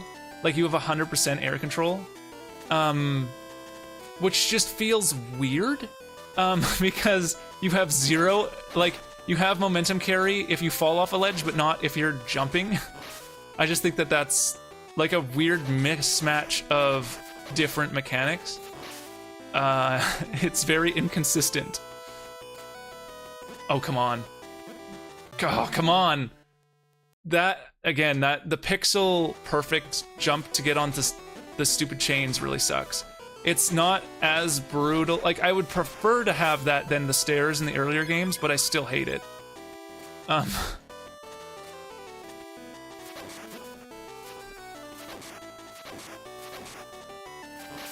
Oh yeah, but so what I was saying about the jump being weird. So if I jump straight up, you can see I jump a full character length or full character height in height. Actually, even just a little over it. So it looks like my character's height is about 2 pixels short of the shoulder on this goblin, on the statue. And if I go here, you can see that I jump about 1 pixel higher, maybe 2 pixels higher than the goblin's arm. So that's odd, that you can jump that high. But then, so if I can jump that height, then you'd expect that I'd be able to move forward, like, about that length as well. But you can only jump, like, not even a full brick in terms of size, in terms of length. So, like, I don't really understand. It feels really off, because basically you can jump forward only as fast as your character's movement speed, but then they give you like a really high height, which moves really quickly. So as a result, you jump like super vertically. Like, there's very little, because there's no momentum carry, right? Oh, come on. And look at that. So that's what I think is really stupid. The enemy seems to have a longer invulnerability frame than you do. So, like, right there was a good example of that, where, like, I hit the spike and then was able to be hit by that projectile within about a half second, whereas this enemy, if I swing twice there, I don't always hit it twice. It's like on my second swing that it does catch it right at the edge. But it's weird feeling. I don't know. Something feels weird about, like, the way that the invulnerability frames work in this. And there's definitely big problems with the hitboxes in this game. And it is one of the things I saw complaints about from, like, articles criticizing the game. And it's definitely true. Like, you just don't have you're not very confident in where your hitbox is located. Like, here's a good example. My character, like, has their hitbox about 2 full pixels in front of them. So, like, I'm hitting that wall, but I'm, like, nowhere near actually hitting that wall, and that feels really bad. So you get hit by things when you feel like you really shouldn't be getting hit by things, and I don't really know where the hitbox on my whip is, so I don't have a good frame of reference for, like, if I'm gonna hit something, like, right there. So if oh no, but I have the bullet thing on right now, so I can't really tell anyway. So, like, it's really hard to tell if I'm gonna get hit or if I'm gonna hit something, which is not good. Like, that's always terrible in any game. In this game, because it's combat based, it's a big problem. And, like, this is a great example of an enemy spam that's just really stupid. So, like, you start off this level and you're guaranteed to get hit because if you die, you respawn at the doors. Which that was a doorway, and that spider is just guaranteed gonna hit you. Like, there's no way for you to avoid that, because without the second whip upgrade, you do not do enough damage to be able to hit it to hit it 3 times. It's gonna hit you, like, just guaranteed.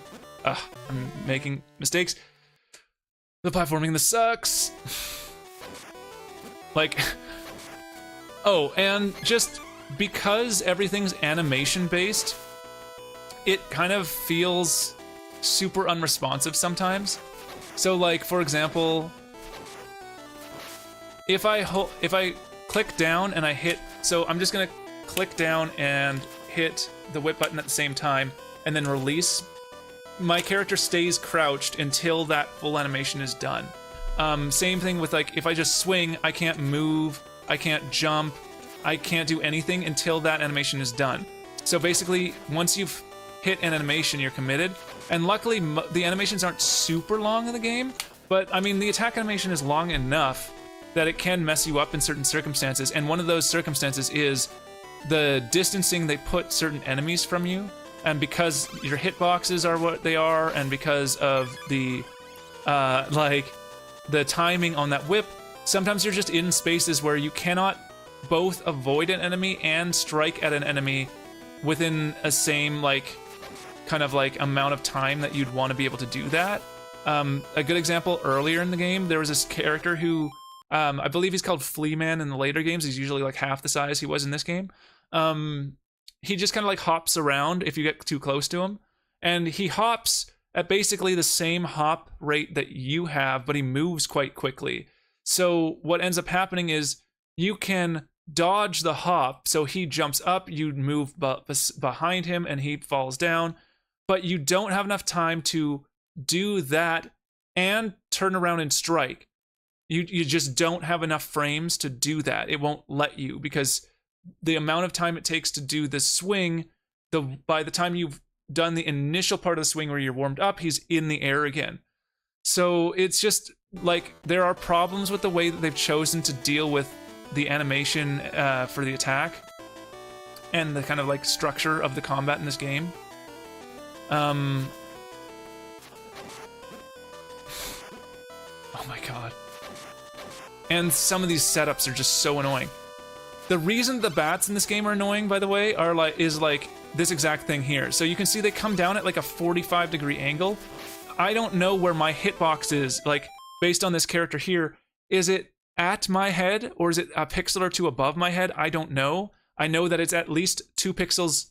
It's at least 4 pixels in front of my face, though, because it's 2 pixels in front of my hand.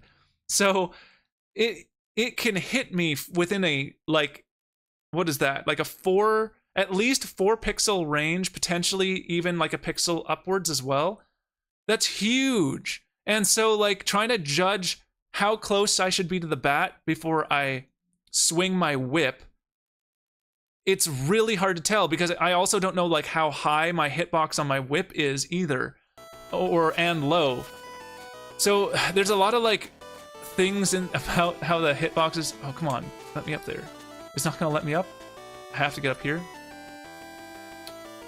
Yeah, the angle on the bat's really annoying. Like, it's straight up just annoying. Like, there are ways to avoid it, but only if it's not placed in certain areas, because like if it's placed in certain places, there's just no way to avoid it, which happens a lot in the early part of the game, where they just put like a couple bats in places where you just, basically they were guaranteed to fall directly on top of you at a 45-degree angle so that you could not avoid.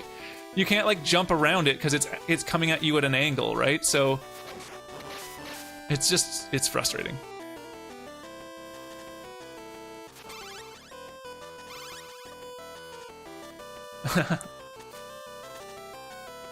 Yeah. I'm gonna grab a drink here.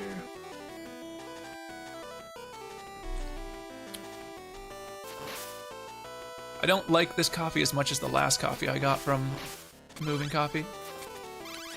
And that's just because I chose a different type. The previous type I liked a bit better flavor-wise. I also need to, like, dial this one in a bit better. Oh, come on. Hopefully I restart here and not the previous screen. Oh no, it's a continue, so I'm gonna start all the way back. Oh no, okay, good. It didn't.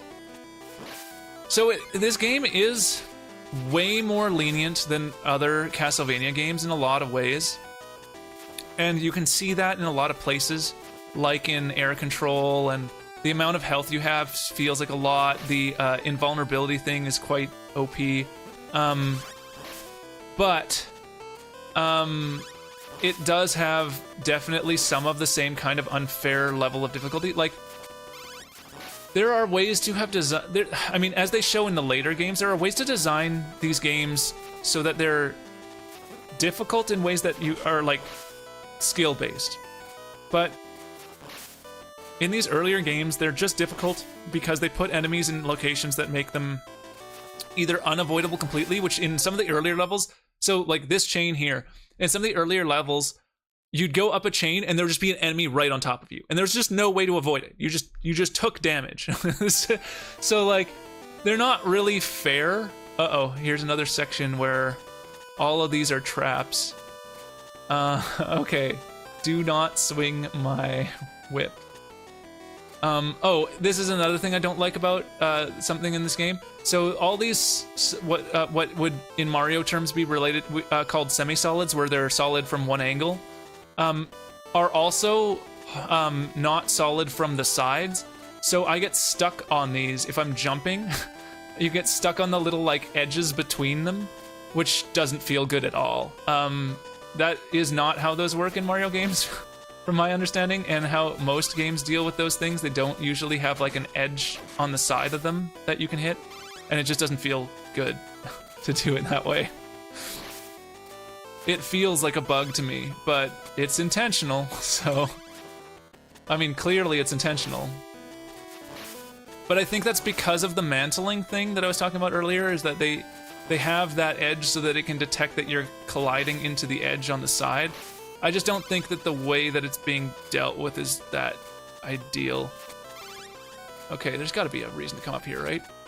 Ooh, is that the potion? Okay, cool.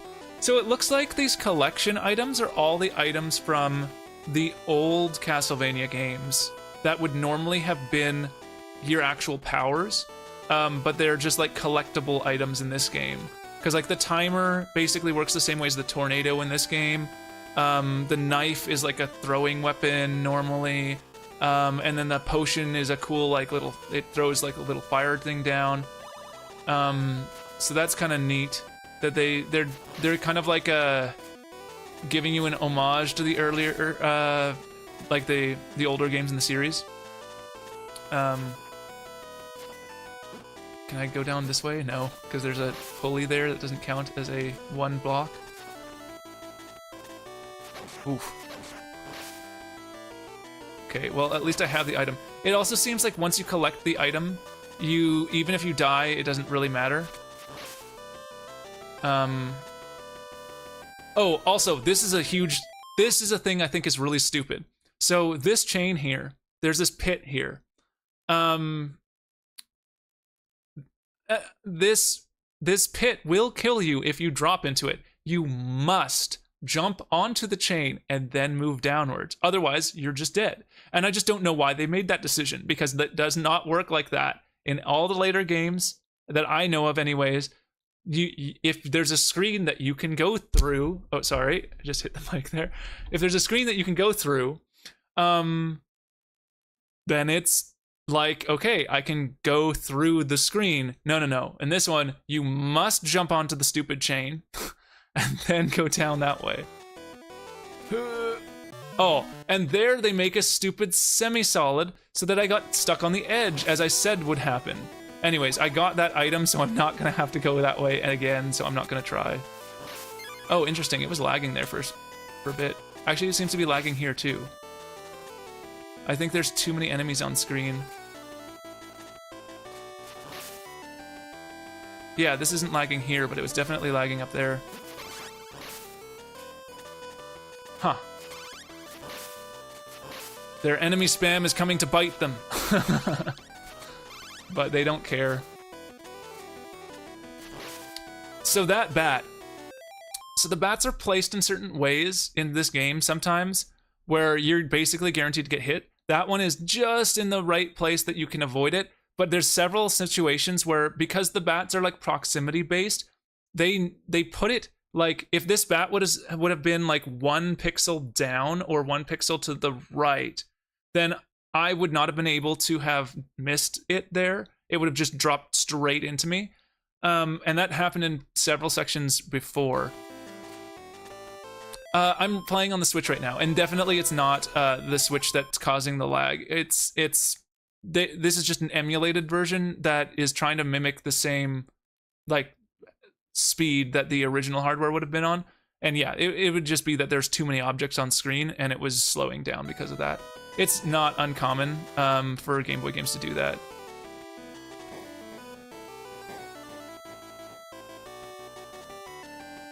Oh, and there is a really cool enemy that they did add to the. So there's two, and this worm is actually pretty interesting as an enemy because you have to like trigger it by running up to it and then walking out a little bit and then attacking it.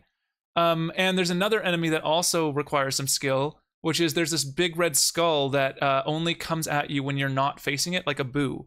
And so you can try to like pull it towards you and then attack it. I like those types of enemies because they require some actual thought to them and some skill and some like planning.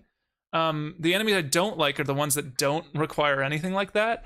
Where they just come at you and like constantly, and there's not really a way to avoid them because it's sort of random in the pattern that they come at you. Like those bats, like sometimes they hop up again and you just don't know if they're going to go up or down. And so you're trying to like position yourself and it's just like, and you're like, I don't know where I'm trying to avoid this from.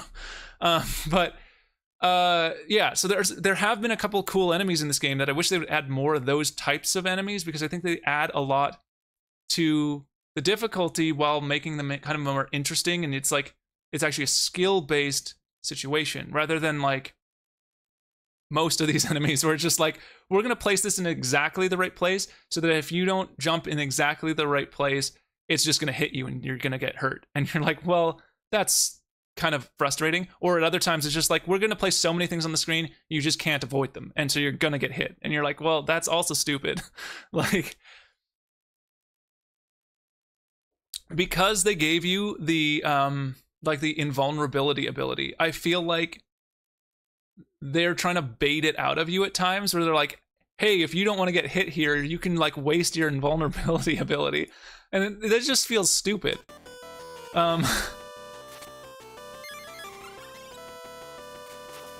Okay, so like right here, I can't tell when this bat's gonna go up or not. And that's super annoying. I hate that. Bats suck. But this enemy, see, you can like bait it and then pull it up and then attack it. And that's cool. I wish there were more enemies like that and fewer of these stupid night enemies and things. The night enemies are annoying though, mostly because they're just super, they take so much damage and they have a lunge ability, which makes them really hard to deal with. This thing's kind of interesting in that it tries to shoot you based on your approach angle.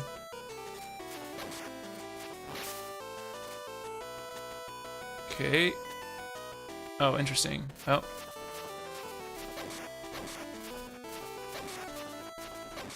Don't lunge at me. Oof.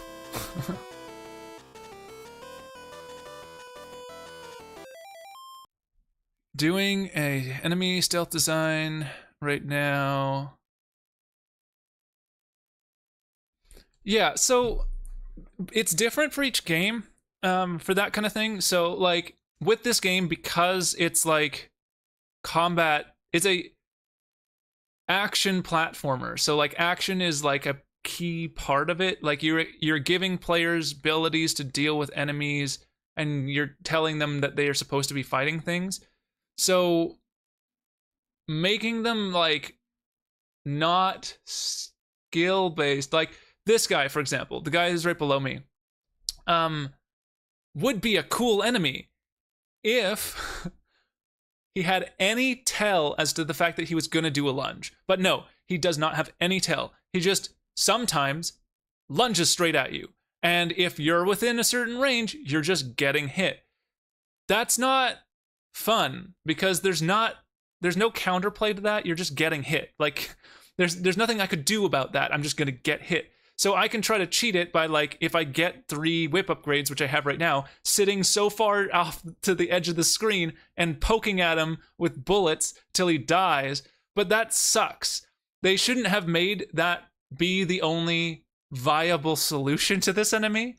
They should have come up with, like, if they just made it so that like sometimes his sword is up, sometimes his sword is down, So that way sometimes blocks low, sometimes he's blocking high, and then there was like a frame or two of animation that where he's like winding up the charge attack before charging. Then you'd have like a lot more of like a really cool interaction you could do with this enemy. With a stealth-based game, like you're saying, like an enemy stealth design, if you're not meant to combat the enemy, then it's kind of a different situation because you're not intending for the player to like go after the enemy. You do want to telegraph some things, like you want to make sure that the player has some control of the situation, but if you're trying to create like an element of like tension and fear, then you're gonna want to have the player feel like they're in less control. But it shouldn't feel like you have no control. But yeah, baiting's cool. But you have to be careful about how you implement it. I'm gonna try to get this bullet off screen because it seems to be slowing my game down. Oh, there we go.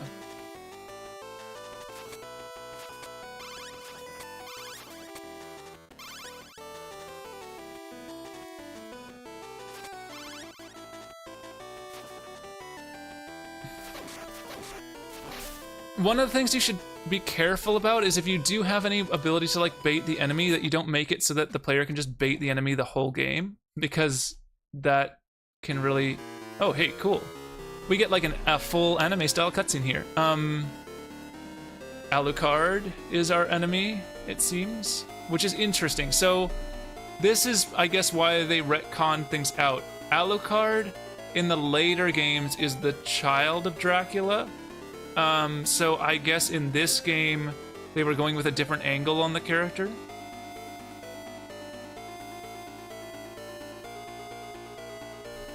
Alucard. Sonia, I didn't think it was true, but it is you.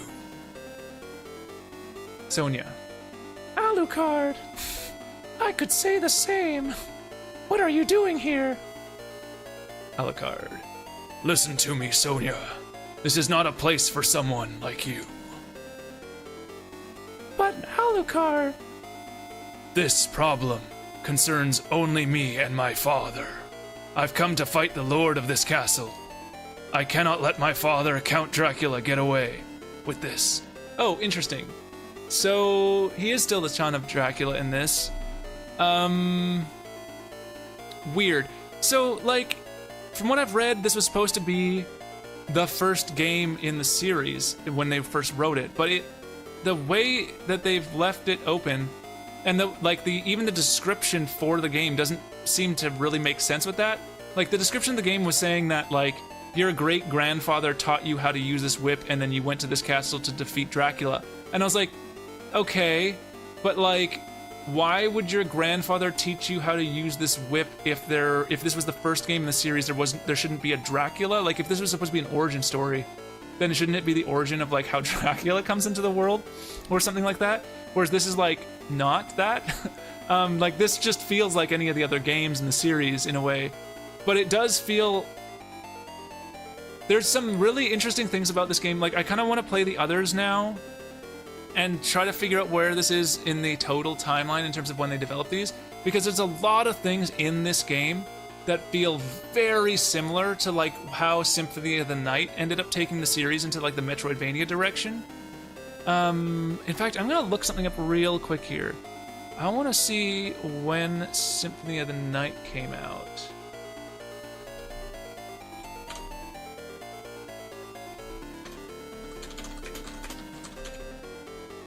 Symphony of the Night.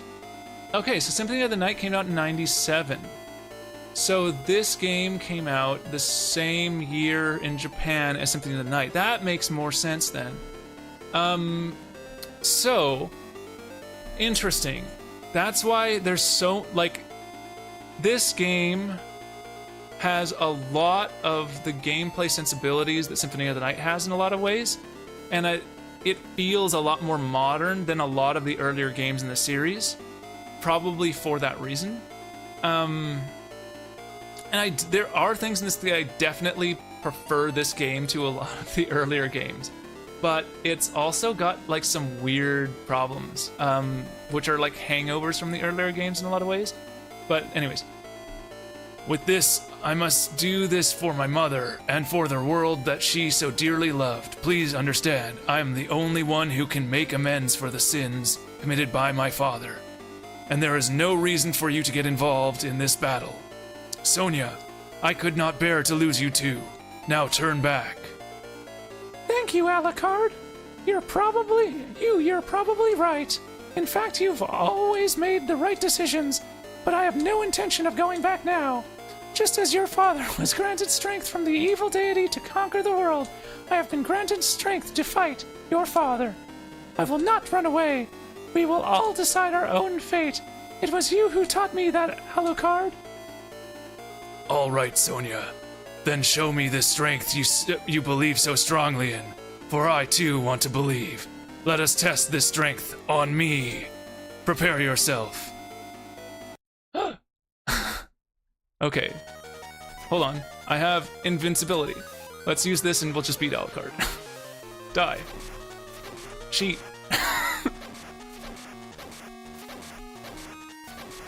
Look how long this invincibility thing works. It's so broken. This is so dumb. I mean, I could have tried to play that out, but it looks like it's mostly just a regular fight. He just would swing at you and try to jump occasionally. So it doesn't look like that would have been that interesting of a fight. I should play through these without using that ability on the bosses at the very least, again at some point, but like, it's hilarious that they included that, because that's so broken. Like, it's so easy to just spam an enemy to death. Anyways, ow! I had no idea you had become so strong. Oh, Alucard. It looks like this time it is I who have learned a lesson. Alucard, did you purposely? No, Sonia. You have made me believe in your strength. Alucard, I'm so sorry. Do not trouble yourself about it, Sonia. Now I must sleep. I fear we shall not meet again. Farewell, my beloved, my beautiful vampire hunter. Alucard, Alucard, I will never forget you. Farewell, dear Alucard. Okay, so we have our anime sequence. Ooh, and a new ability. And the floor just opened up. So now we drop into the dungeon area, I guess. Yep. We dropped several stories.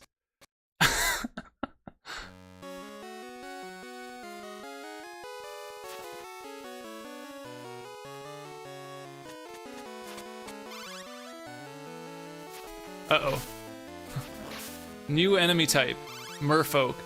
And in the games, merfolk can be like either early game creatures or late game creatures. Man, okay. This is a problem, in my opinion. This little sprite here for these corner pieces has like a 3-pixel like wrap to them. Not good. Cause the jump on this is so like not like you cannot jump very far. So having that much of like a wraparound makes it very disconcerting when you try to jump. Like you just do not know if you're gonna make that jump or not. Oh, and that spike hits you from there? Are you kidding? Okay.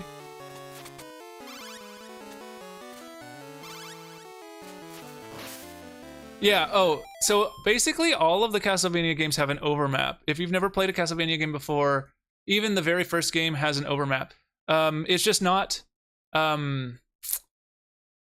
like, you can't interact with them, like, ever. Until Symphony of the Night, when they start adding in, like, the teleport locations and stuff, then you can go to the map and teleport to places. But, like, in these earlier games, there's always like a map to show you like where you are in relation to the castle or inside the castle in certain circumstances. I think it's just kind of a cool little like lore thing that they do. because usually you start from like outside the castle, and your first level is like getting to the castle, and then it's like your first section in the castle and kind of going through it. And it's nice that they have kind of a representation of that. Okay, in this game, the merfolk don't seem to shoot fireballs at you. They just jump all over the place, which is kind of annoying. Also, this gap I cannot fall down through unless I crouch jump. That's weird. Okay. Oh, let's go over here. Do we go up or down? Let's try up first.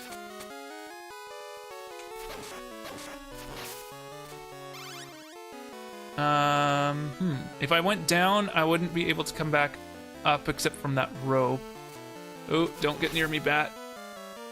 If I go down, that spike is gonna hit me if I try to jump up.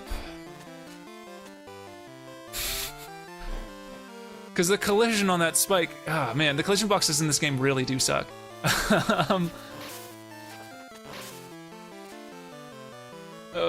Here we go. Whoa. Okay. So I can go right or I can go down. Let's go right first and see if there's like a bonus area here to get an item. I kind of want to see what happens if I cast this. Oh, okay, it shoots off a wave. Oh, that's weird. It doesn't use very much mana. I wonder how much it does in terms of damage. It seems like it's kind of useless compared to my regular bullet. I'd rather use that, the hit everything on screen fire effect. But that's interesting. Die, murder guy. Alright, go over here.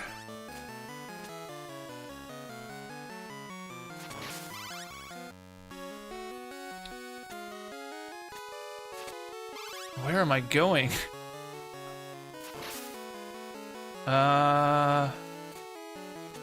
Okay. This is an actually interesting platforming section here. It's hard because the platforming in this game sucks, but it's not unfair, which is normally what happens in these games. Ow.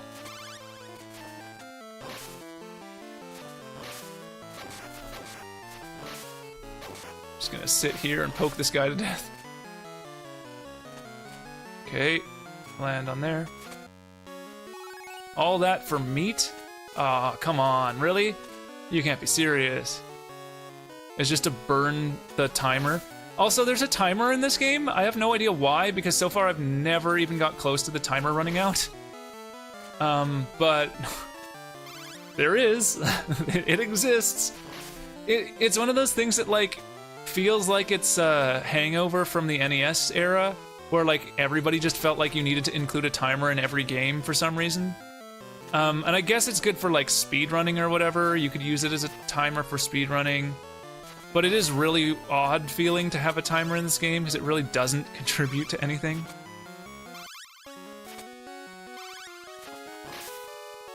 Does he just stay up there once he's up there? I think, oh no, he does jump down. Okay, and he does shoot, but he only does it after he does the jump 3 times. Interesting. What a weird enemy design for this game, because like, it doesn't seem like he would be useful as a ranged enemy. That bullet needs to go away.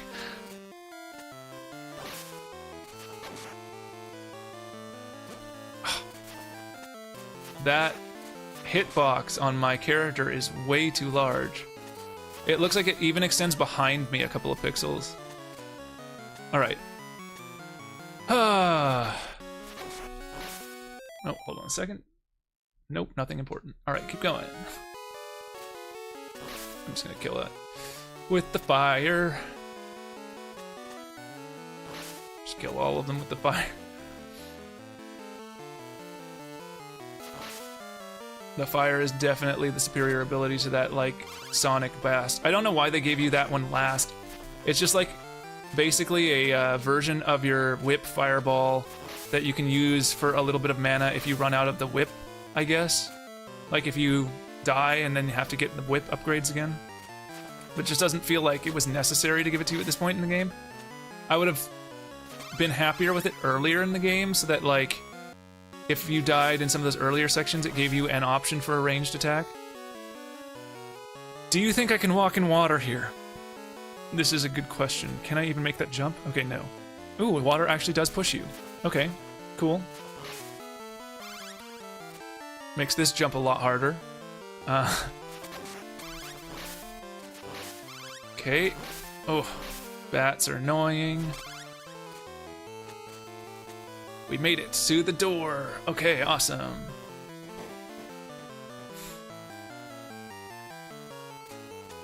Ooh, oh, come on. Oh, come on. I hate the bats so much.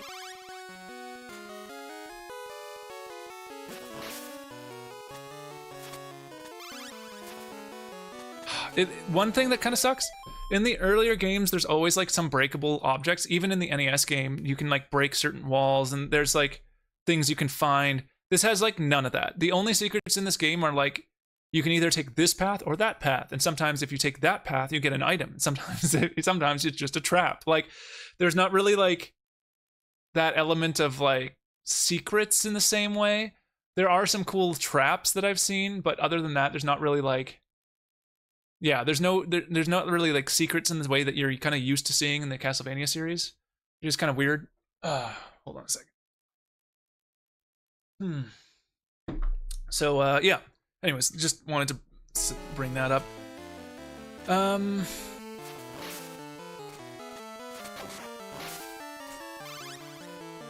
can't go that way, it looks like.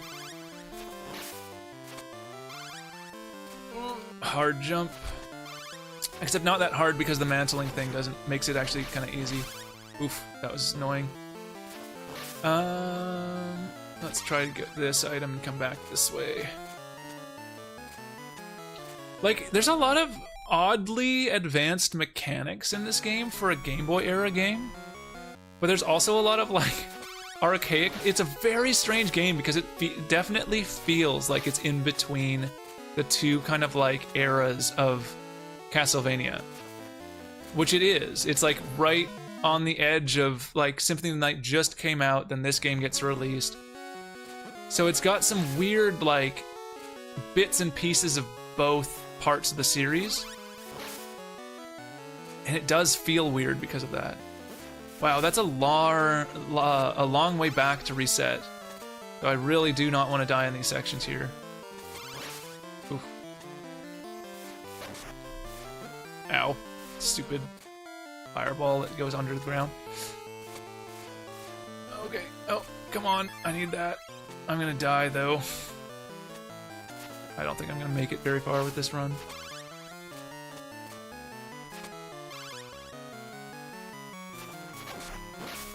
Stupid bat. I hate the angle that they come at you. It's just so annoying. There's no way to avoid them in some cases, and in other cases it's just really, really hard. Really hard to telegraph because, like, again, like you can get hit 4 pixels in front of your face, and I don't know how high up the whip goes. So I don't know, like there, for example, I just got hit. I guess what happened right there is that I got hit, it pushed me backwards and upwards slightly, so my whip, which was still in the attack animation, touched it as I got launched backwards, so I died while it died. That's so weird, and like it just feels buggy in a way. Like it just feels like that should not have happened. Either I shouldn't have gotten hit, which I really shouldn't have with the pixels being, well, with the collision box being so far out in front of your face. But the other thing is just like, if I did get hit, why didn't it die first? Like, it's just one of those weird things where like it just doesn't feel like that should work that way. Oh, come on. That spike on the top there is super annoyingly placed as well. Do I have control over jump height? I do. Okay, I can do a short hop, which is like a half hop, or I can do a full hop, and there's only that much amount of change. Stop it! That stupid bat are so annoying. Okay, let's go up here.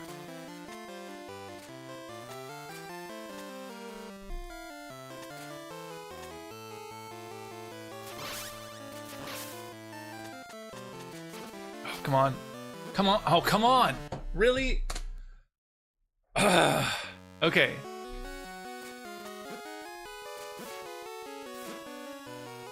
This is so dumb. I'm just gonna let myself die here. This is stupid. Yep. Okay. What the heck? This is so dumb. I hate these bats. The frickin' placement of these things is so stupid. And that one too, like you're just guaranteed to get hit by that. That sucks so much. Again, like that one I couldn't avoid. I'm just gonna run off the edge here. I'm just gonna start this section again. This is so annoying. This is my problem with these games, especially in the earlier games, but this game still has this big problem. Like that, like they've placed that specific enemy in a point where you just can't avoid it. Like you are going to get hit by it. This one you can get lucky if you are fast enough coming out of that, you can get it. But the other one you just cannot. Because of its placement, you have to jump up into its aggro zone, and it will guaranteed hit you. I swear I got through that section the first time without hitting that spike, but it doesn't seem like that's possible now. I don't know. Maybe I can do a shorter hop. Again, that thing can come at you at an angle that you just can't avoid without getting hit. If you're trying to hit it. Like, it almost feels like the whip is like pixel perfect collision, but your hitbox is like the exact opposite. Your hitbox is like 4 pixels larger than it needs to be. And the whip is like, nope, if it's not in perfect line with the enemy, you don't hit the enemy. Oh, hey. One hit kill. All right, see? So here. Oh, I can aggro it if I hop enough times? All right. So that's the only solution for that one, I guess. Is you just try to aggro it from hopping close enough to it, aggro it. There we go, we got that. Yeah, it really does seem like the hitbox on this whip is basically exactly the whip size. Like, it's basically like the chains that you can climb on. You have to be exactly on top of it. That sucks. Especially considering, like, literally my hitbox is... Look at it, like, look how far in front of my character I hit that wall. Like, it's 2 full pixels. We can see the pixels because I have the pixels showing up on screen because I like to see them that way because it's more accurate. But like, it's 2 full pixels in front of my face. Oh.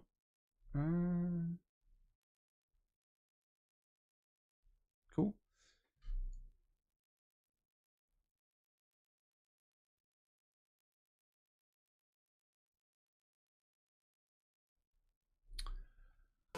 All right. Anyways,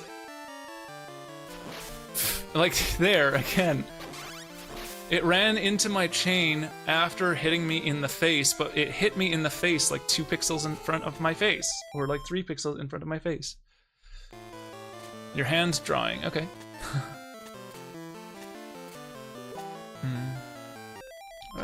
Stop pinging me. All right.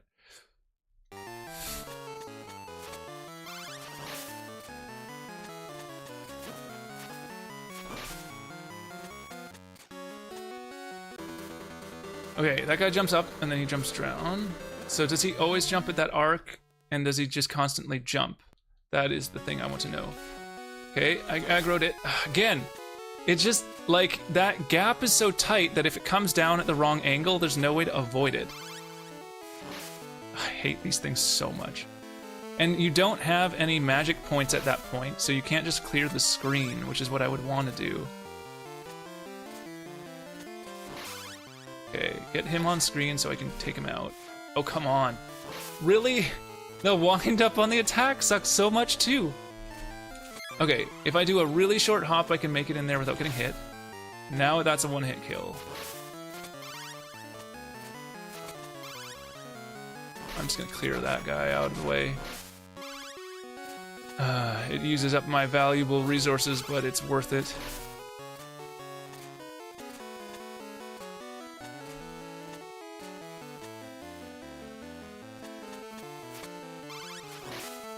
Okay. Oh, there we go. Got you. All right.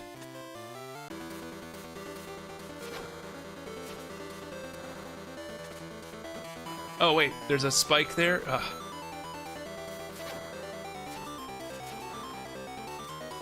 Okay.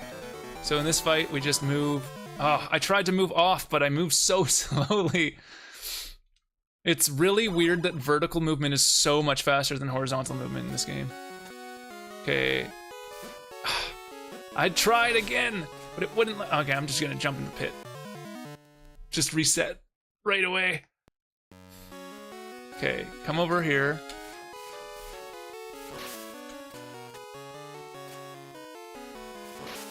Gotcha. All right. I just have to immediately press right and hit the whip button as soon as I come out of that. Otherwise, you cannot do it. This guy's super annoying. Oh, come on. I did a short one there and it wouldn't register it as that. Okay, here we go. This is definitely the hardest section of the game so far. Other than that one setup with that stupid spider which spawns at you immediately. But that's not really hard as much as it is like you're just guaranteed damage against you like several times. This has a similar problem, but there is some stuff I could avoid. I just need to clear the screen more with my ability, I think. Would make a big difference. Oh, I don't have enough yet.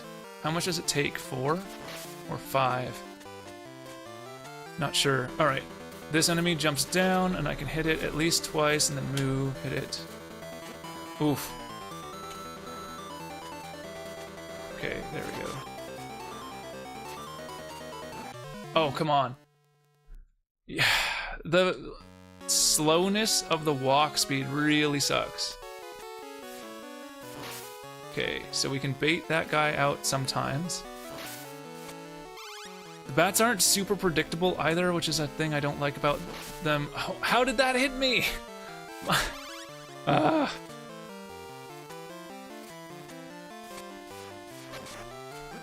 come on. The invulnerability frames don't always work for me as well, so sometimes you just get hit by things twice. It shows you being invulnerable, but it doesn't actually obey that.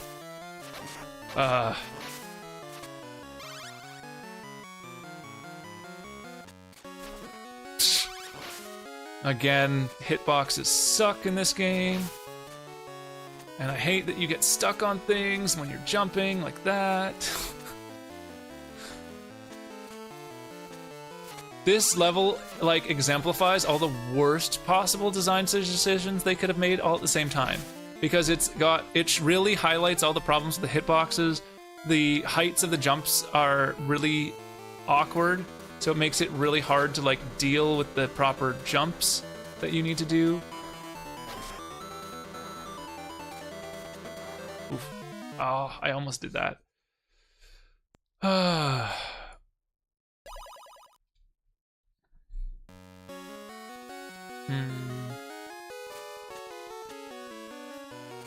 that way. All right. If we can control that one bat into that corner every time, then we're gonna be okay getting out of there with no damage. So we've learned how to deal with that to some degree, but it isn't 100% replicable, which I don't like. Oh, come on. Get up. I tried to short hop it and it wouldn't let me. Oh, and I can't jump out of that either. This is so dumb.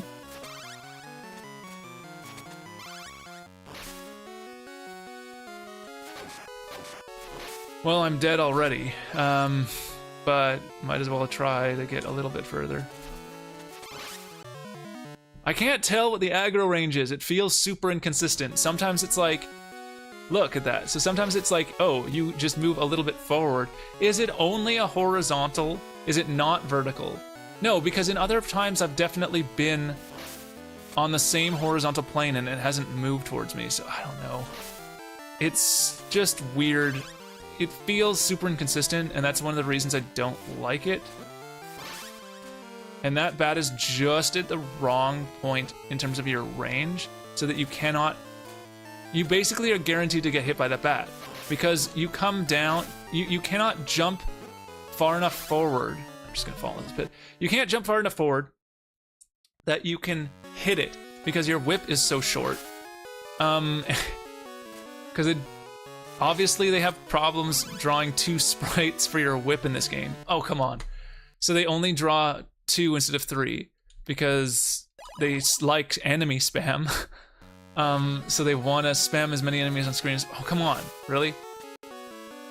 They want to enemy spam as much as possible, clearly.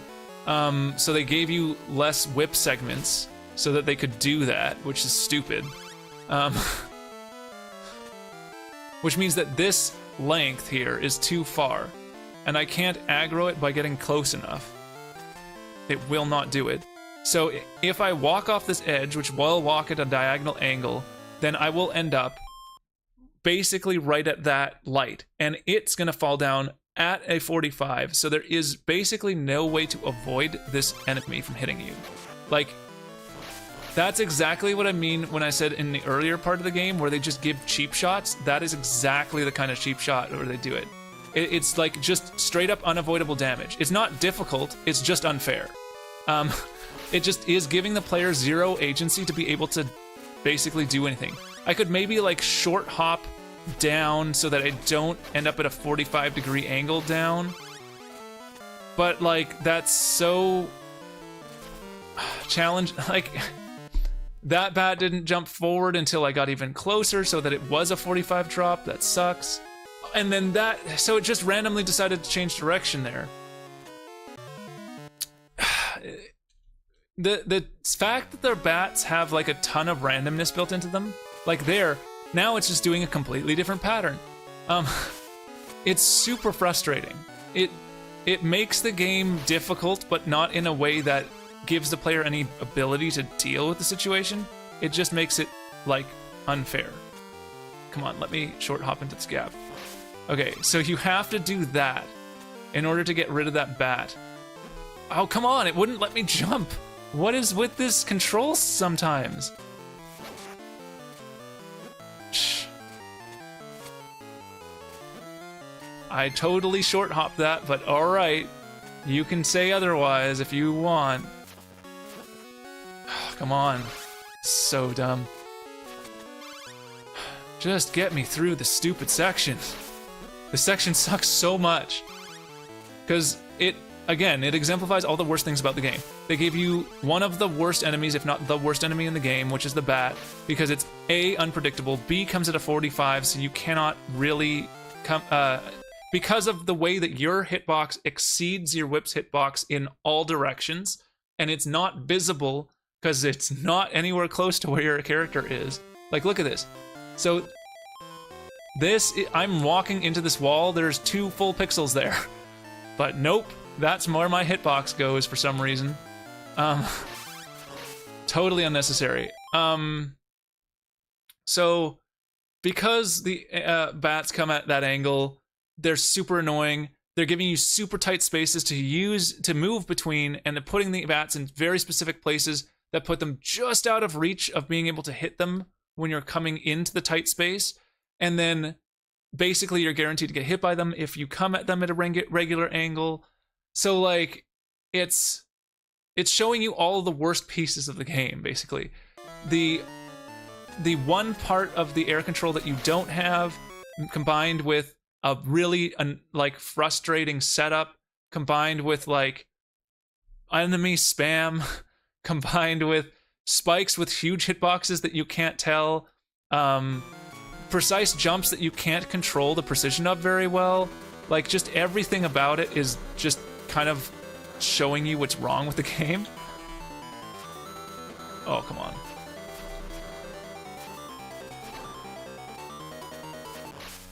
Sweet, there we go. Don't hit the spike. Don't hit the spike. Can I go down here? No. Thank God. Alright, next checkpoint. How hard is this one gonna be? That gave me, oh, whip level 3 upgrade. So that whole section, you cannot get a third whip upgrade, which sucks. So there's a mini boss there, and they will not give it to you. I can go right here. This is a boss fight immediately. Or an empty room. Odd. Maybe you can fall down into that at some point? That's really weird. Okay.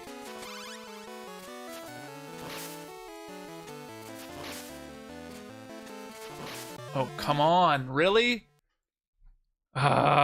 Again, the stupid hitboxes on these things suck so much. Yeah, like, basically, like this chain, it seems to be literally pixel perfect. So the chain, this chain, you basically have to be directly over the center of the chain in order to go up it. And it feels like that's the exact same way that the whip works. Basically, it goes forward in a pixel perfect line, and if that line overlaps something else, then it's considered a hit. I almost wonder if it's a ray cast, but I don't know. It kind of feels like that way. Oh, come on. Put the bat in the worst position so that there's no way to avoid it, and then it's going to spawn again and do the same thing.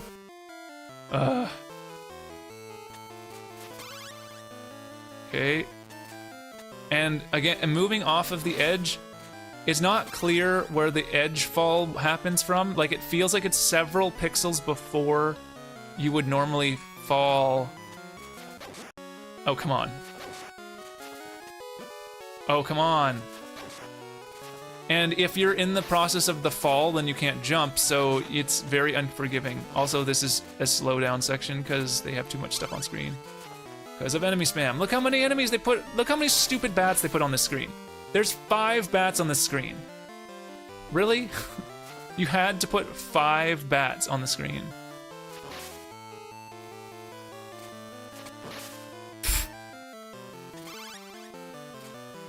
Let's get up here.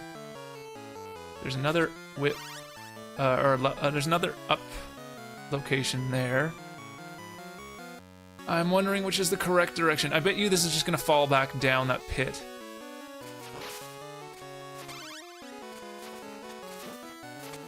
But I'm trying to get my 3 whip upgrades, so it might be worth doing. Like, can I fall down that area, or is that gonna be the death? Oh, I got my 3rd whip upgrade, okay.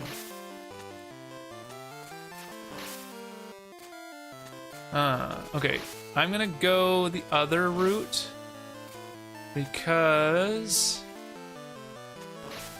die. Stupid.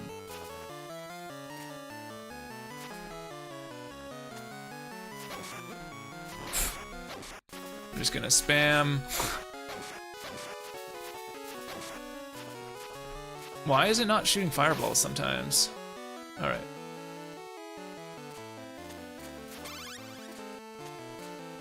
I want to see what's up here and make sure I don't miss an item. Have I missed another item? Oops. I keep taking pictures because it's right next to my stupid... I don't know why they put that button there. They should have moved that. Anyways, I don't want to lose the last item, so I did get the other item there, but I missed the first item, and I feel like if I kept going forward there, I would have lost the last one.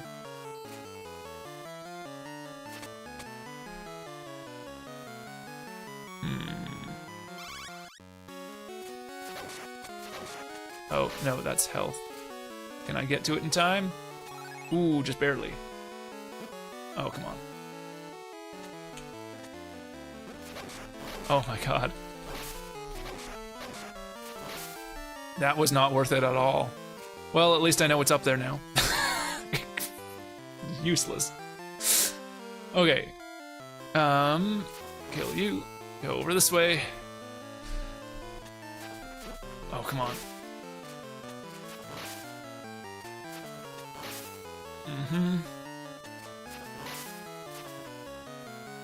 get you to come up. Let's just kill you. It's not always doing the thing. There we go.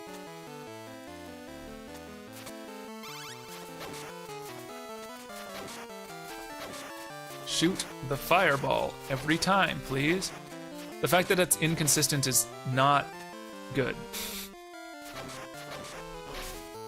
I'm wondering if it's because I'm only like tapping the button sometimes, or if it's, I just don't know. Excuse me. Or if it was like too close to the other attack.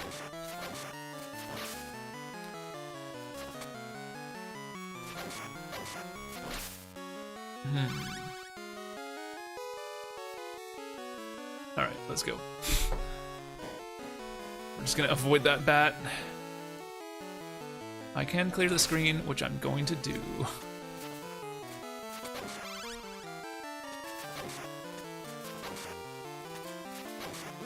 Oh, come on. That's exactly what I mean. There's like zero, oh, I didn't mean to hit both at the same time. Are you kidding? Well, now I'm just gonna come up to you and do this. So there's no setup for that lunge. He just does it, which sucks because like that enemy could be super cool if they just changed that one thing. I think it would be even cooler if that sword could be up facing or down facing at different times, because then there would be like kind of like a strategy around to attack high or low.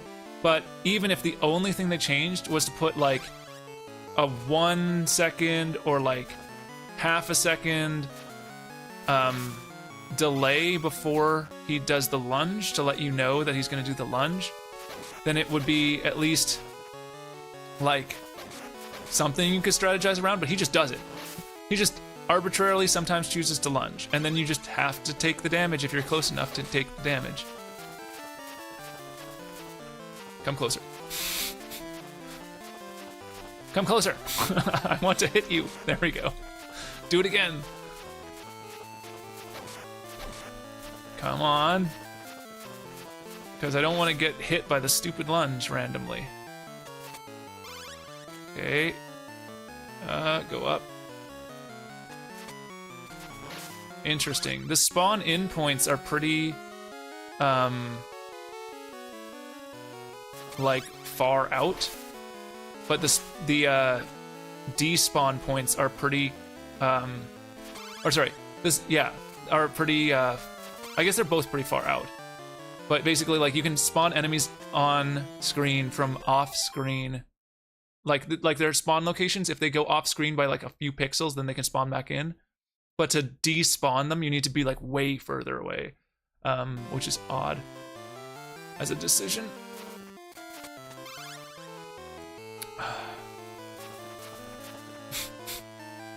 I don't want to get... Dang it, he did it. There wasn't much I could do about that whole set. Really? They're gonna do these back to back. I'm just gonna hit that thing. Please don't lunge at me. I need... Oh my god. It's just guaranteed damage, right? Like, oh my god, there's... How many of these sequences are there? He can hit you from further than you can hit him from if he lunges, like that. This is an unfair... Oh my god. This sequence here is so dumb. Because you have no ability to predict that. Okay.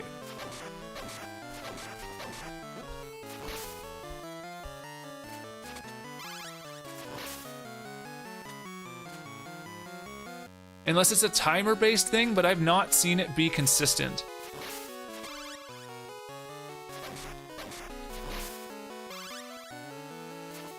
There's no breakable wall, just wanted to check. Even though I haven't seen one in the game so far. Okay.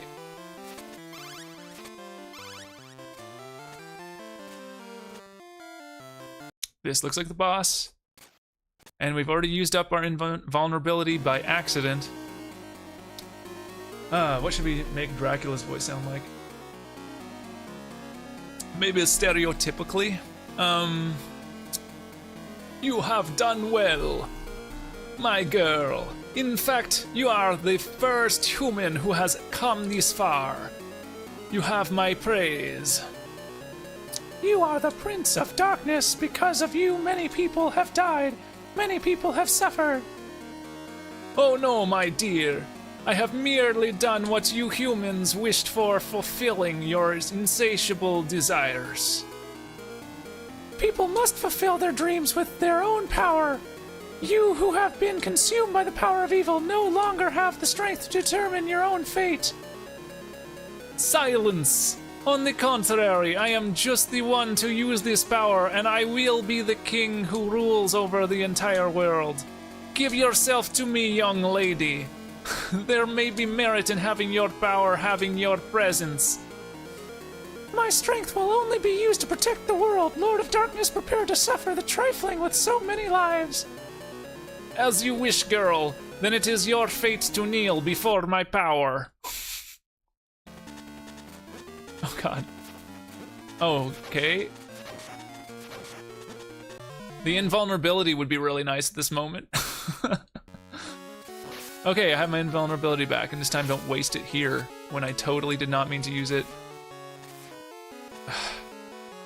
Man, the other thing that sucks about this stupid knight character, he paces back and forth, but not at a consistent distance.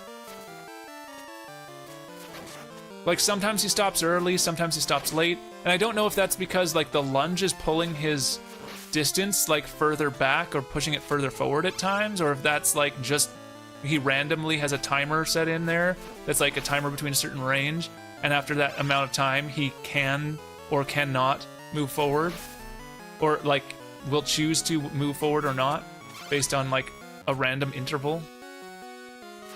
But it does feel really random.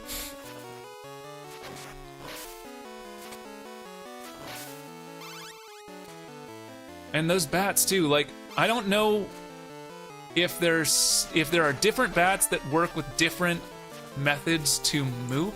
Like, that felt way closer than some of the bats to aggro, but like way further away. I don't know. I'm just gonna go over here.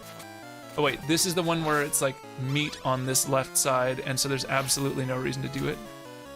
Okay, well, I couldn't kill him with that fire. Oh, come on. Too many things on screen. So these knights, I think, are like 2 or 3 sprites, maybe even 4 sprites, like they might be at 4 corners, which is why things lag when they're on screen. They're probably 4 sprites in size. Well, they could be just 2. No, because there are double wide. So I bet you they are 4 sprites in size. They're 2 sprites high and 2 sprites wide. Oh, I can't go that way. Dang it. I was going the right way. I'm not paying attention enough. Okay, go away, bat. Don't hurt me. I need my fire whip. Where is the fireball? Maybe on the next screen. Oh god. See where that enemy spawned in? It's like the immediately off screen and then it spawns back in. That's way closer than it needs to be. So let's see if there's 1, 2, 3, 4, 5. No, see, that was more than the previous time. I think it literally is random. I think there's like a minimum amount, so it can't spam it, but I think that it's just random as to when it chooses to charge.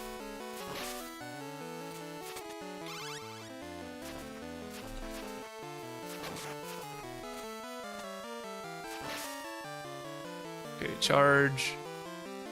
And as long as I'm within a certain window, then he won't charge again. I think that that's kind of the strategy, is you bait out the charge, and then once he's charged, you just jump in there and try to take him out. Come on. There we go. It sucks because there's like literally nothing I can do about that. He just randomly decides to turn around sometimes. Did I try going down? I just realized there's a down and an up. Because this rope goes the whole way. I think I should try to go down. Hey! There we go. That's where your upgrade is. Oh, and check that out. You get health there, too. Okay. We have our invulnerability. And we have our full upgrades and a good amount of health. We should be good now. I mean, the invincibility alone should make it so that I can just beat this. We're just not gonna read this time.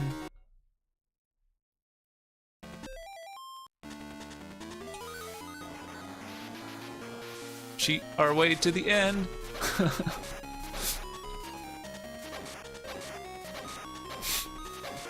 This is so dumb. Why do they have that ability? Or at least why does it last that long? It's so stupid. I mean, it's like basically like a dev cheat. It's so OP.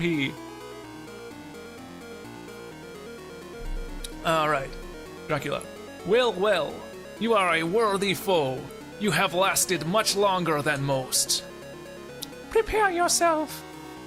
Oh, I've just been toying with you so far. But now it's time to get serious. I don't know what my accent is. It's constantly shifting. I don't care. Oh, hello. Wait, what? Is it hurting me by just standing there? Oh no, I was still in invulnerability. Oh, okay. I was trying to figure out why that meter was going down, but it was actually just the invulnerability meter. What? Oh, come on. Okay, good to know that this is a second phase. This second phase does seem easier, though. I think I should waste my invulnerability on the first one.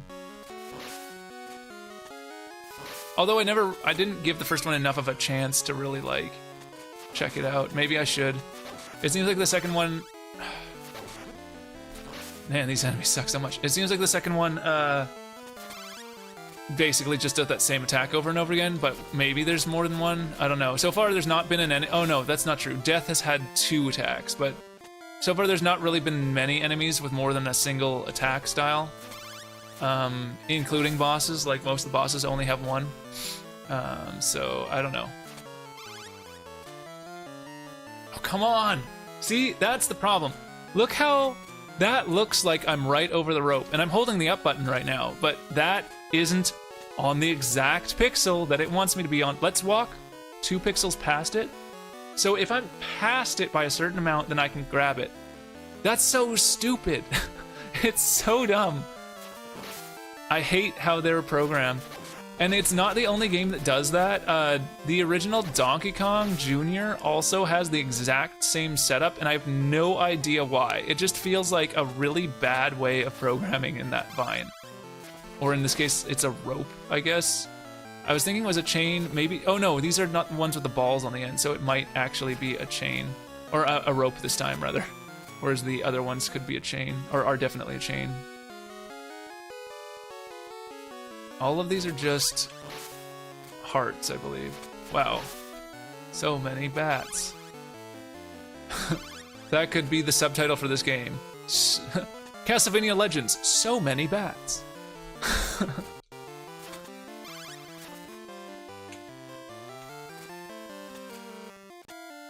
I'm trying to aggro the stupid bat. Ah, come on. And then he chooses to lunge. This thing sucks so much.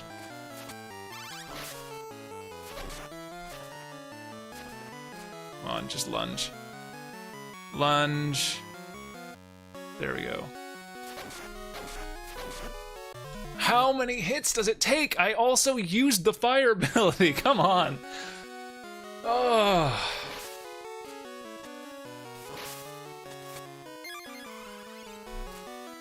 Whip upgrade 1. Oh, come on. It takes so many freaking hits to kill these things. It figures that at the end of the game, they're just gonna... Like, bats are one of the first enemies you encounter, and they know that they're annoying as heck, so they're just like, yeah, we're just gonna keep these through the whole game, because we know that they're just gonna constantly be the worst enemy you can encounter. And then they're like, okay, this enemy that was like a mini-boss at one point, we're also gonna make it the only enemy at the end of the game too. And it has like...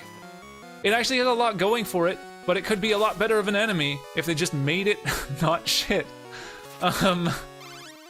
By giving it like some tell at all about when it was gonna strike.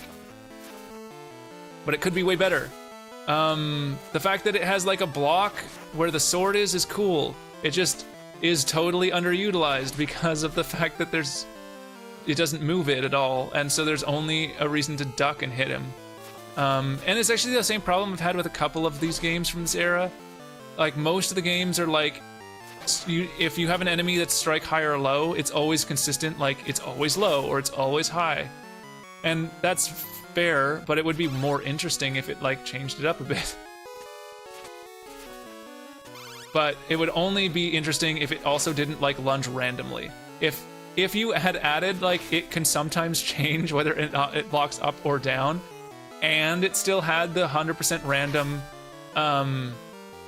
lunge on there as well, that would just be the worst thing in the world. Like, that would be so frustrating. You'd be like, swing, and it would like randomly switch the sword to like block it, and it would also then randomly decide to lunge half the time afterwards.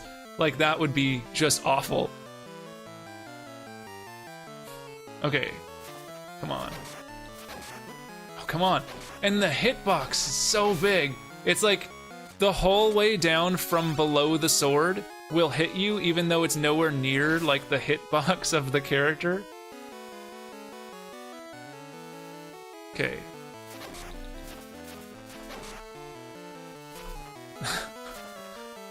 Like, just lunge again.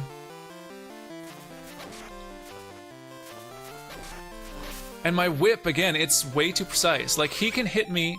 So my whip was like literally touching him but not hitting him in some of those attacks right there. But had I been standing like even 3 pixels away from that position, I would have been hit by him. It's super inconsistent because the hitbox on the whip is way smaller than it should be, and the hitbox on the character is way larger than it should be. And that inconsistency really hurts this game. Like, this game could be super cool. There's like a lot of things going well for it, but there's just these few, like, what initially feels like minor issues, but as you progress through the game really become major problems. And it sucks because like, this could be a really good game. It's kind of similar to the game I played recently, what was it, Night Watch or something like that, where there's like a lot of really cool stuff going on in that game, but the fighting was just total bullshit. Like, this kind of has a similar problem where like the platforming in this game is way better than some of the earlier Castlevania games.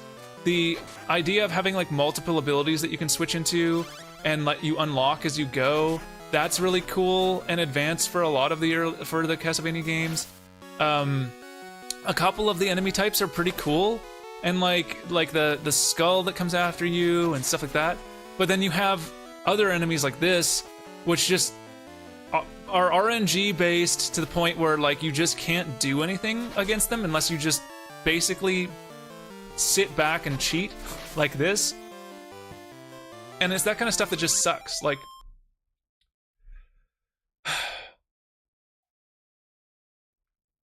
there's just not, I don't know. Like, there's nothing you can really do about it. Oh, come on. And things like that. Like, the collision is so bad on some objects.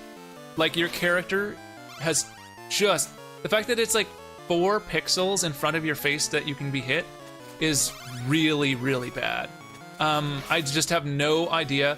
If they were like, well, the hitbox has to be the size of the sprite or whatever, and the sprite on the sheet takes up a certain amount of space, if they didn't fill that in, that's their problem. They should not have taken up like that much extra space. Like, if there's 2 pixels extra on that sprite sheet and that's where they put the collision because that had to be there for some reason, then they should have just filled that space up. Your stance should have just been 2 pixels wider so that this wouldn't be a problem.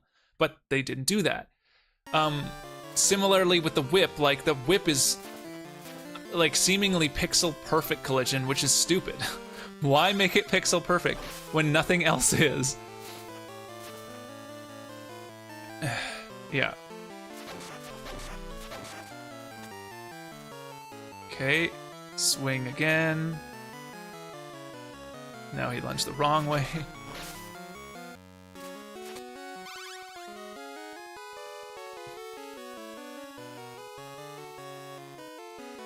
Lunge at me, please. Okay.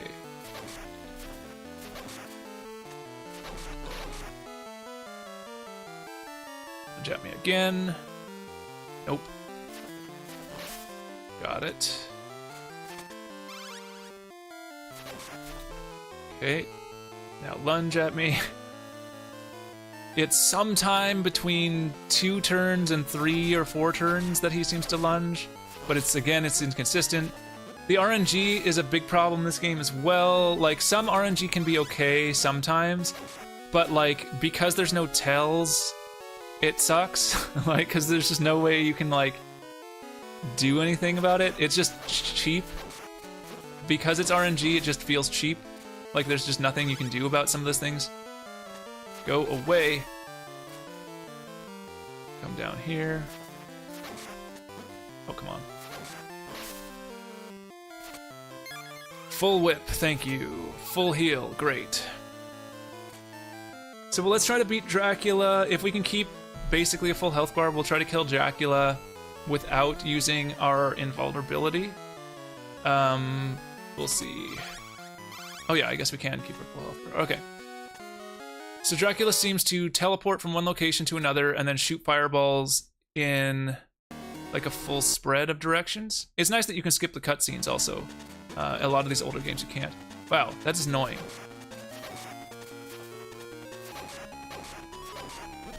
Okay, and you can't block the fireballs, so you basically just have to like get past him. And there's no way to get past him there, so that's guaranteed damage. I can't get up there. Okay, there we go. Okay, so let's use our cheat on this character. Is it not letting me? It won't let me. I was spamming A and B at the same time and it wasn't letting me. I don't know if that was like a bug or if that's just like not detecting them exactly at the same time. But I'm gonna try that again. Also, it's cool that they end the game off with the original music. That last song there is the original opening song. I don't know what that song's called. I think it's got a specific name. They have names for all the things. They're not like Castlevania theme or whatever. Like Bloody Tears is my favorite, but come on.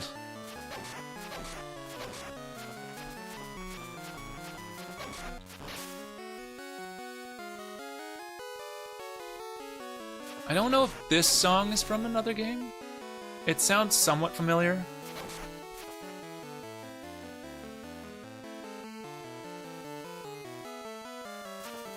Come on. There we go.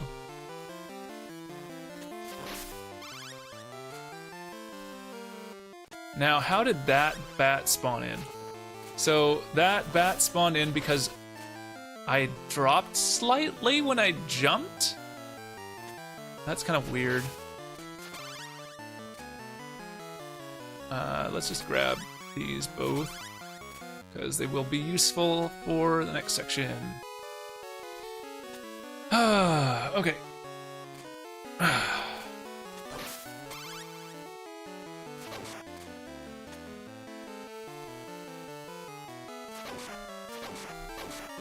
Oh, come on. That's so dumb. The amount of distance that it detects your collision is so long. So you're gonna turn around and lunge? Yep. Okay. See? Like, come on. I was at least 3 pixels in front of that sword and I still got hit. Screw you. Do your lunge.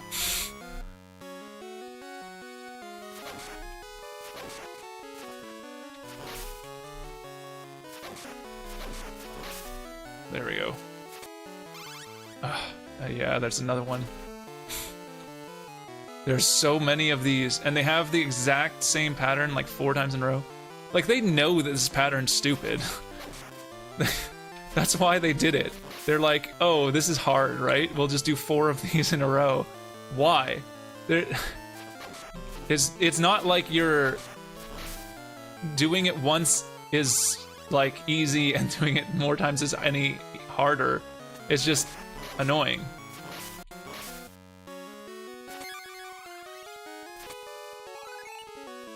It's just that idea of enemy spam. They're like, we want to make this section harder, so we're just going to add more of the exact same sequence.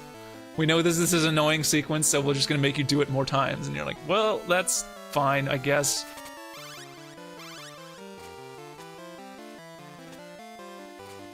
Okay. Come on, Dracul. Do your thing. Vlad A. Dracul.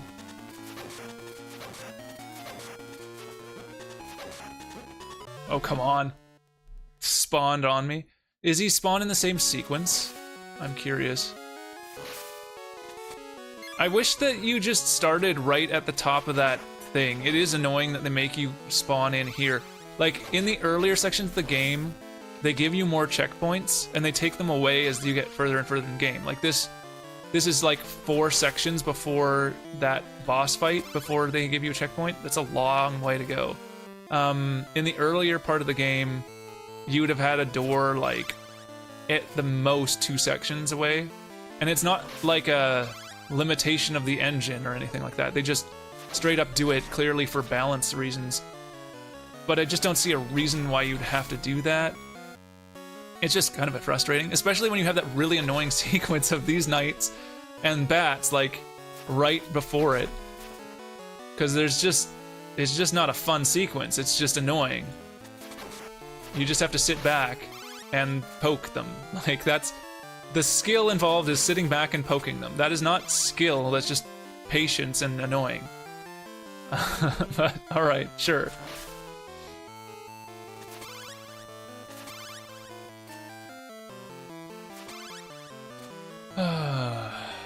Here we go. Back to this annoying sequence.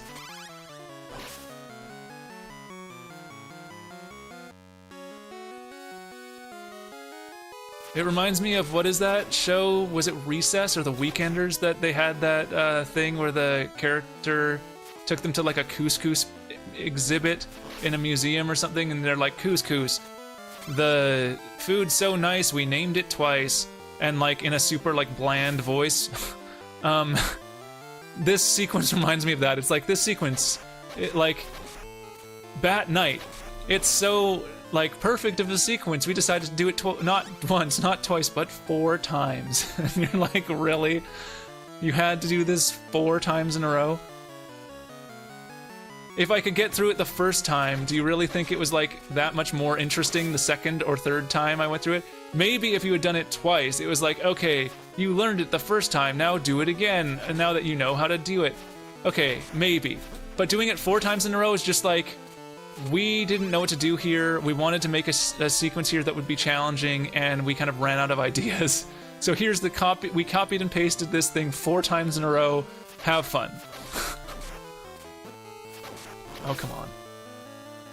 And it's annoying mostly because those stupid bats don't always fall, and you can't always trigger them. So then you end up getting in that exact problem right there where I was like, okay, I'm gonna get in there and I'm gonna fight the guy. Okay, now the bat decides to drop, and now I'm screwed. Because it cuts off your exit point, because it comes down at a 45 in a weird way that like takes away your exit. Okay. Die.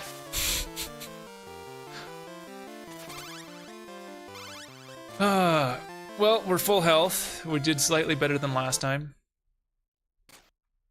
So he's gonna spawn up top. If I go to the right, to this side of him, is he gonna still spawn fireballs on that side? Yeah. Is there anything I could do about that? Doesn't really seem like it. I don't have enough. Okay, what? That still hits you. Is there no way to avoid the fireballs at all? Like if I, okay, there is. Oh, come on.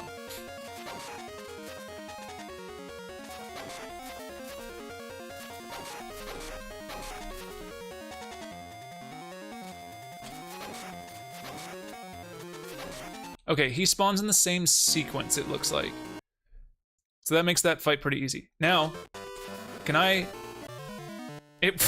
That hit me twice! This is...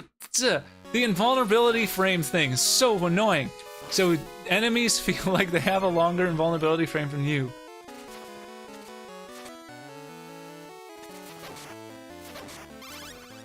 That is basically the same enemy design that Dracula always has. Except that, yeah, he has a wing in this one which isn't consistently there. He usually has a cape, but he always does that same thing. He opens up his cape and shoots fireballs out. That's like Dracula's thing. In some of the later games, he does it in a more like shoots a sequence of fireballs starting high to low, and so you have to like dodge high to low. In this one, it looks like he just does a 5-shot pattern. I think in the first game, he just does a 3, like middle, high, and low. But I can't remember. But yeah, basically like that is his like trademark attack.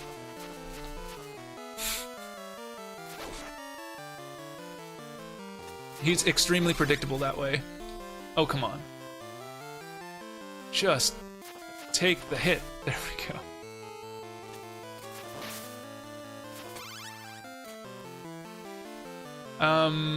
I can't remember. Oh yeah, so in some of the later games, he alternates between like opening his cape and shooting fireballs out in that kind of a sequence, or shooting like a single large fireball out, or like multiple larger fireballs out that have like a slightly different pattern.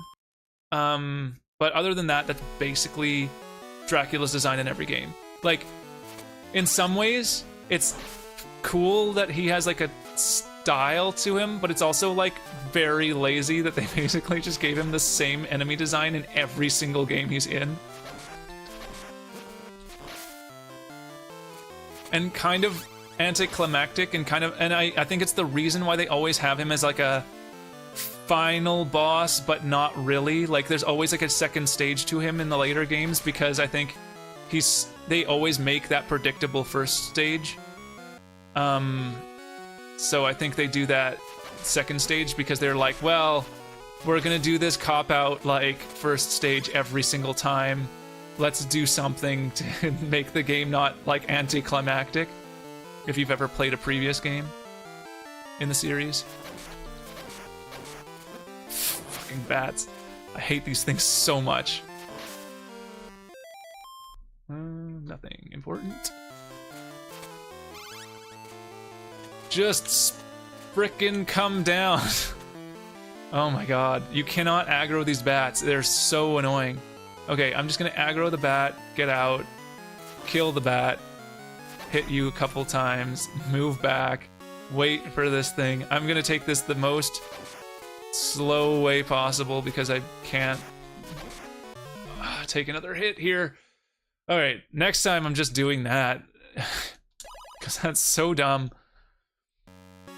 Oh, come on! That time it just chose to randomly start going down immediately. Oh, come on.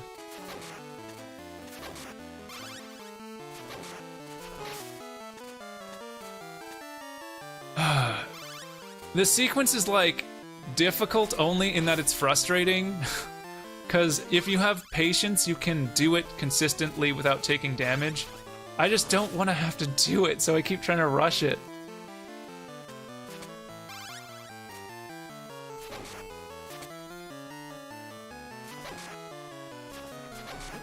Oh, come on, that hit me? Are you kidding? Really? Stop lagging! Oh my god. It won't jump properly. Oh, now he's gonna be too far back. He's gonna turn around early.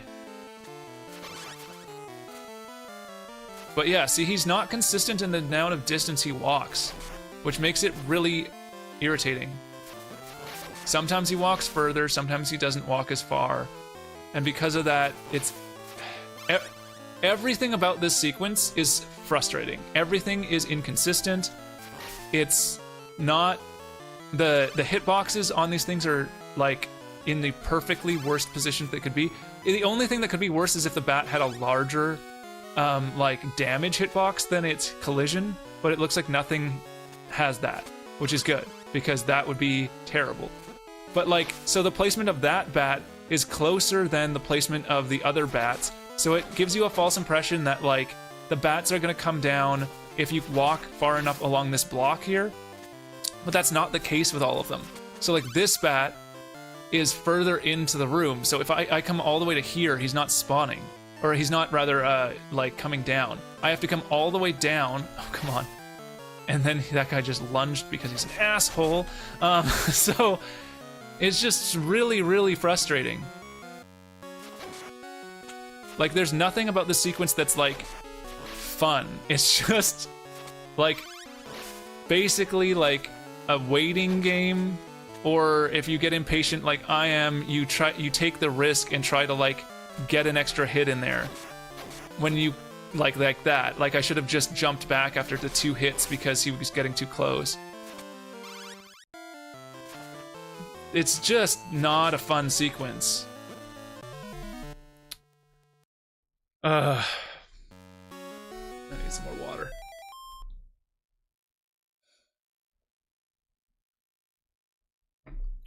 Okay.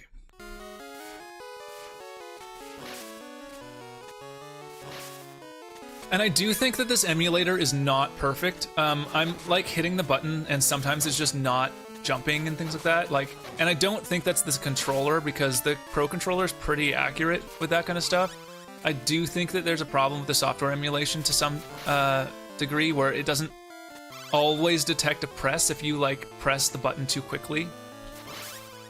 And that sucks.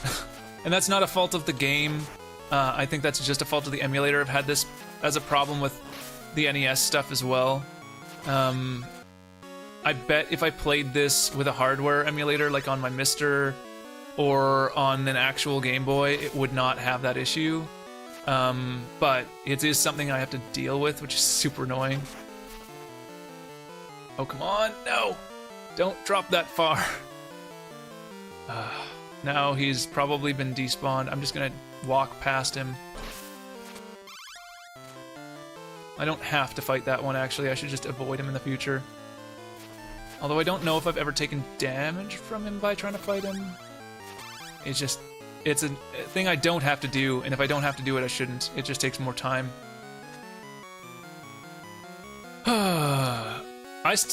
I never did find the item for this level, which sucks. Okay, how many attacks can I get in here? 2, turn 1, out, and now wait for him to lunge. Okay, 1. So is it 5 total attacks? Is that how many? Am I counting correctly?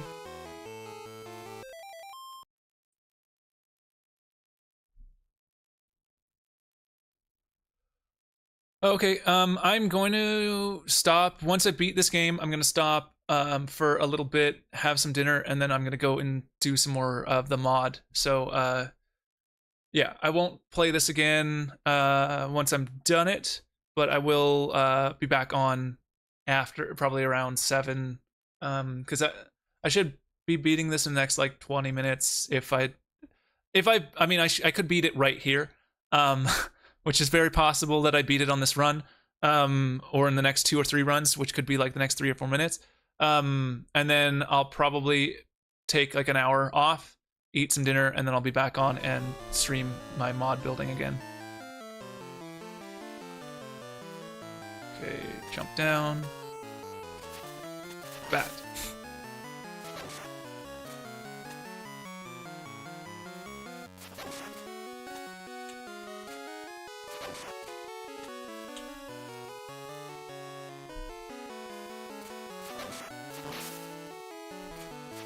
Whew. Spawn that bat down. Go away. There we go. Okay, lunge. Out. So it's 5 hits total.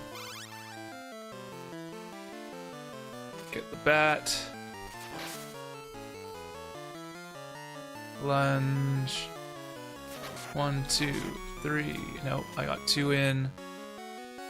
3, 4. Nope. Alright, now I have to wait for the next lunge. Okay, there we go. There we go.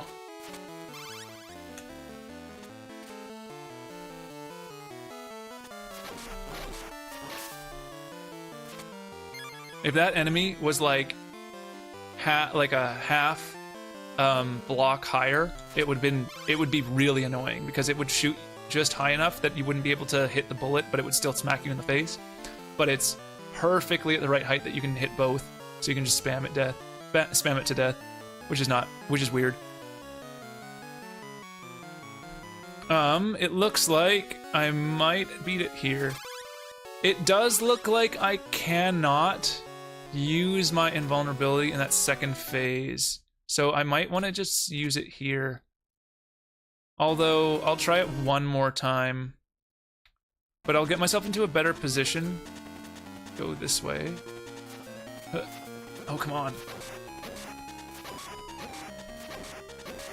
Ah, that was annoying. Okay, he's gonna spawn on the left side. Now he's gonna spawn upwards. Oh, come on, really? This is annoying. Oh, come on. Kill me. Kill me. Just kill me. This is stupid. I'm not taking this run. Just let it kill me and try one more time. I should be able to do this. I got put into a really bad spot with that middle Dracula position. I didn't realize that he would take up like half, like basically the entire block. And that he could just basically repeatedly hit you because there's no way to kind of get out of that. So, knowing that, I will not step in that spot again. I should just duck down and sit off to the side. Come on. I tried to jump off of it. It doesn't let you jump off the rope if you're next to a wall that you can't jump like above, which is kind of annoying too. Come on. Come on. Die. Now we're just gonna avoid these two things and go to the right. Kill you. Go up. I'm just gonna take this one thing, get you, and keep going. Actually, no, let's go. Yeah, we'll just keep going. We only have 5. We can't get another screen clear. Okay.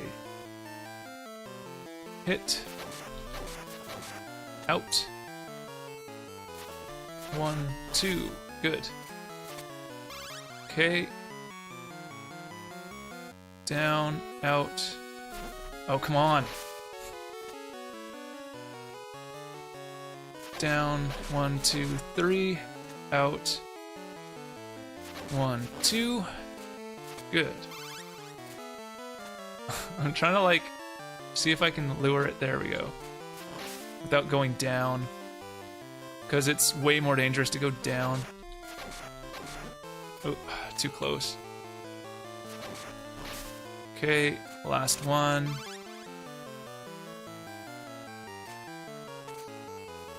No, I'm not getting it to come. I'm just gonna kill it. Oh, come on. Really? Well, this is gonna make the Dracula fight harder. I'm not gonna be at full health. Oh. Okay. I'm 2 below a full health, but I should be able to kill Dracula without getting hit if I play this safer.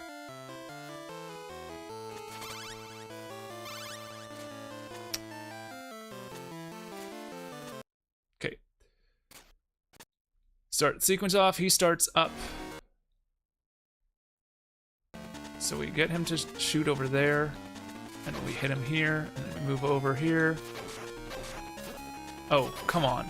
That cape hits you from way too far.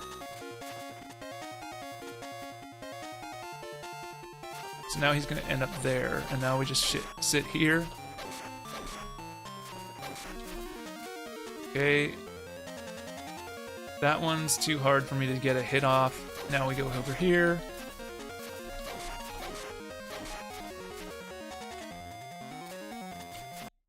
There we go. Okay. So now we're gonna try. There we go. Get my invulnerability going. Come on. Spam the heck out of my attack if I can. Oof. No. Oh, no. Even with the invulnerability, that's super annoying. Because he shows up in places that is really, really hard to dodge that bullet. And you don't really have many options to hit him from any of those locations. Oh, come on. That thing takes so many hits. My whip is not high hat level enough. Okay, we're at half health. We can't take another hit. If we take another hit, then we might as well have reset the run. Can I just get past this without it hitting me? Ooh, oh, come on. Really? Are you serious? I was past it. It didn't detect the hit initially, and then as he turned around, it detects it as a hit? Like, what is with that? His collision box is bigger on the back than the front? So dumb. Okay, this bat I can lure without going too far in, so I'm not gonna waste my fireball thing on it. Come on. Oh, come on. Well, now we're pretty screwed. Just reset the run. No point in going again. This is so frustrating. Because I know what to do. I can do it. But then the inconsistency of the timings on things. And like, I just don't feel like doing it again. So I get impatient.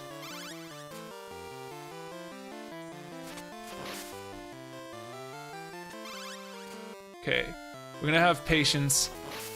We're gonna bait out his lunge, and then we're gonna go. We're not gonna attack him, we're just gonna go. And this one's not gonna lunge. Oh my god. No, it did. Okay. Grab this. Stop having two on the screen. It's too much lag. Alright, there we go. Get you. Alright. Got through there quickly without attacking things. Come on. And we can attack him immediately. Out. Excellent. Nope. Oh, come on. Lunge now. So it does seem to be every 3 turns he's lunging, but I think that's just because he's in this box here. There's got to be a specific timer, but it's not. The problem is it's like a timer and it's not consistent with his walking movement, so it feels inconsistent because it's not always going in the right direction and it doesn't always happen at the same point in his walk. I thought I'd hit him more than once. Use the screen wipe there. This next one he's gonna lunge on. Yep. Okay. There we go. Come on, bat. I'm just gonna get out of there. Okay. We will be full health against Dracula again. And we are going to save our invulnerability for his last phase, definitely.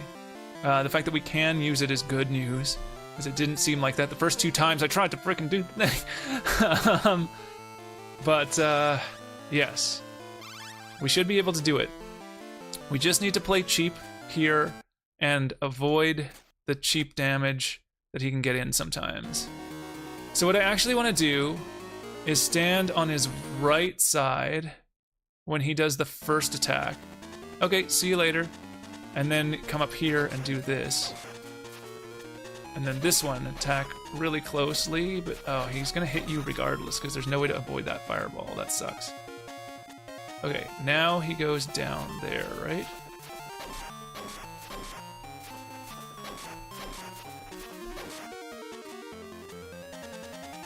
That one, I should stay on the left side because I could actually get some damage in there.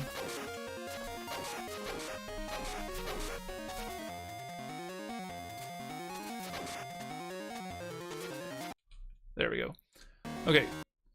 Second sequence. We are going to dodge him. Oh, wow.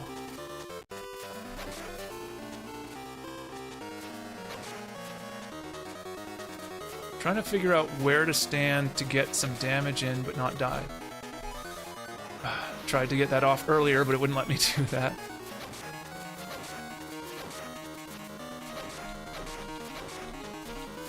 Okay.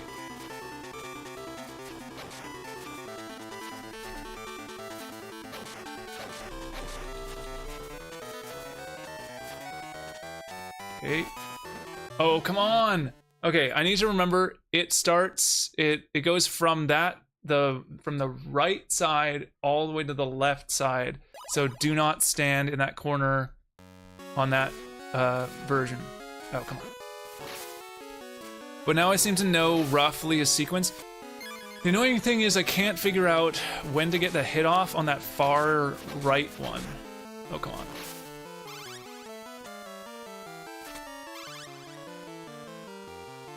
The damage here in this beginning section doesn't matter that much as long as we are below half health. Or, as long as we are above half health by the time we get to the meat. Do your lunge. Okay. Go up past him. Is he gonna lunge right now? Ooh. The lag, though. Stop it. Spawn them out of the screen, please.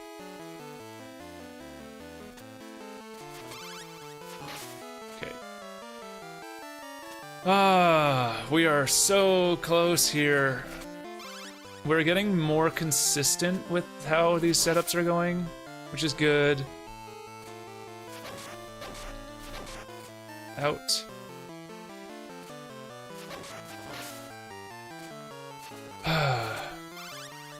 One second. Gotta turn this guy on. Nope. This guy on. There we go. The contrast of the light in my eyes and no light behind the monitor was messing with me a bit. I can feel my eyes going like, what are you doing?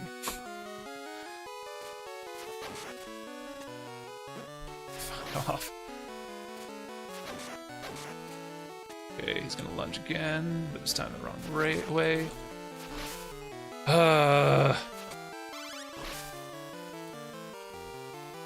Okay.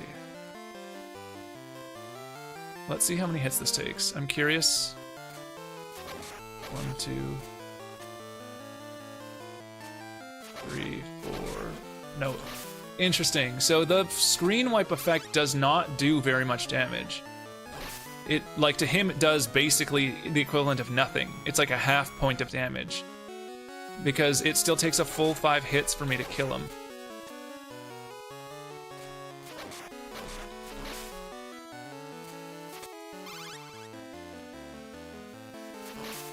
Which sucks. So now we're below half health. This is only gonna give us to, what is that, like a full quarter of my health missing? Oh, no, just the 2 bars, okay.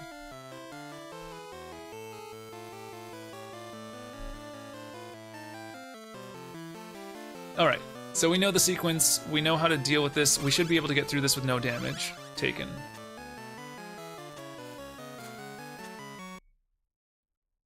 Skip the cutscene, start the fight.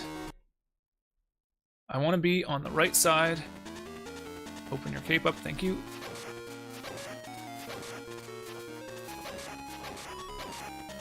I don't think there's a way for me to avoid the damage on that one. This one I can't hit him, but at least I can get some shots in here.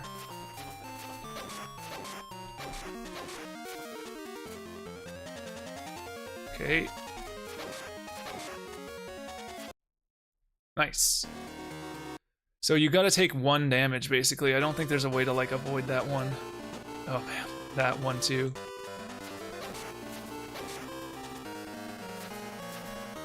Okay. Hit this. Jump up. And smack him in the face a bunch of times. Are you kidding? It frickin' pushed me off the edge! That's so annoying! What is... Are you kidding me? Really? Ugh, I hate... The fact that they are stepped like that is, like, purposefully done because of that stupid holdover from the earlier part of the series where you have no air control, or at least very limited air control, when you fall off an edge. Why? They didn't need to make that annoying, but they chose to.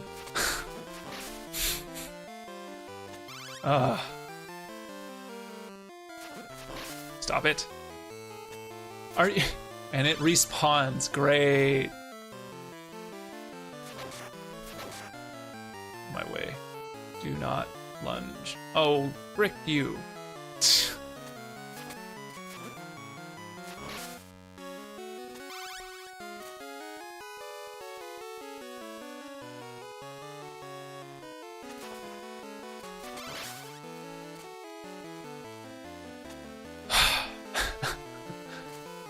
All right.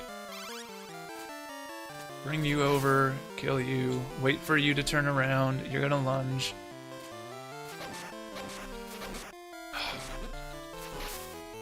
Well, might as well reset now, but I'm just gonna get some shots in here.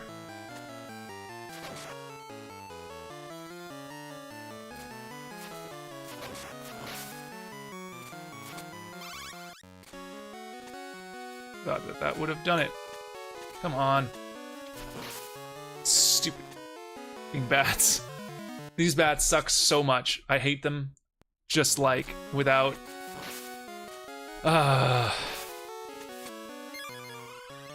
They're like one of the first enemies you encounter, and they remain the most annoying enemy in the game, basically throughout. Although, like, if they had put flea men in this section, that also would have been brutal. But they didn't have to do this either.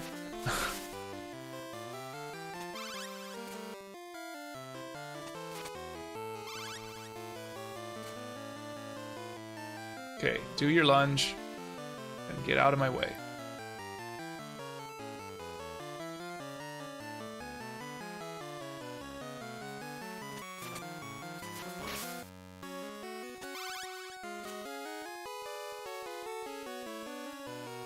We should be able to get through this section without taking too much damage for the heal.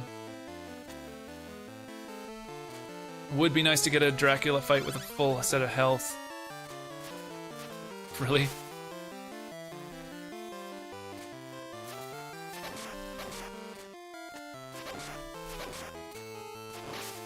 Okay.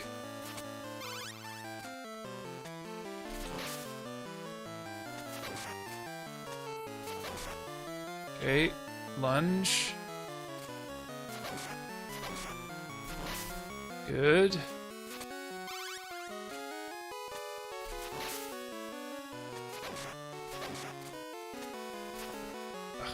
Lunge. Oh, come on. No more damage.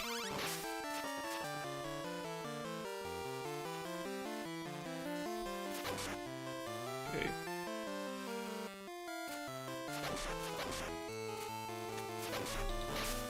Nice. Okay, just go away. Don't hit me. Okay. Okay, we got this. We can do this. We can get this through full health.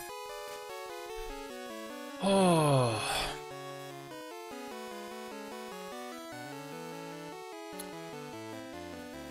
want to get this done before 6 o'clock so that I can get an hour in before I stream again.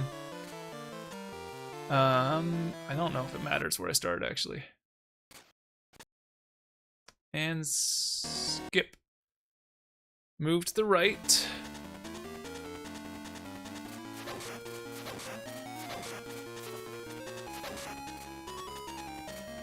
Yeah, there's just no way to avoid that one. That sucks. What a dumb, like, 3 point of damage.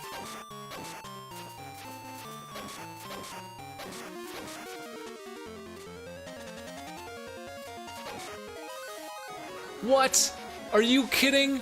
I did not hit both of those at the same time. What the heck? That is such BS. Now I'm gonna have to do this the hard way? Come on.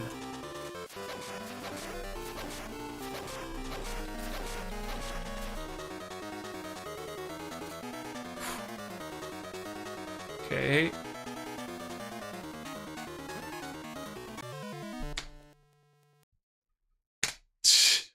Are you serious, man?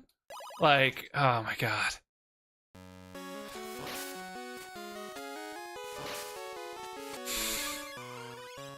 That was so much BS. I did not hit those 2 buttons at the same time. There is no way I hit jump at the same time as I was hitting the attack button. I was not hitting jump. I was just trying to attack.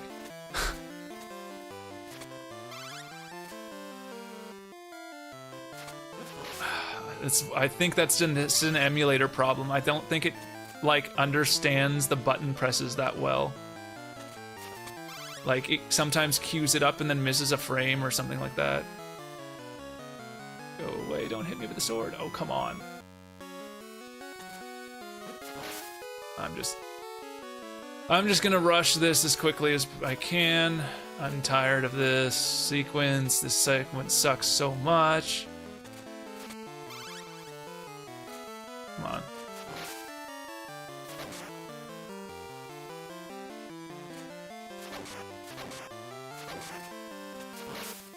Okay. I want to get it in one cycle every time, but I don't seem to always be able to lure the stupid bat. And then I can't get it in one cycle.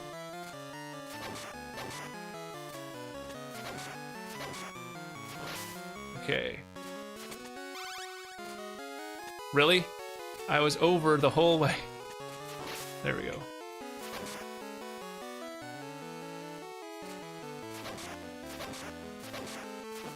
Oh, come on.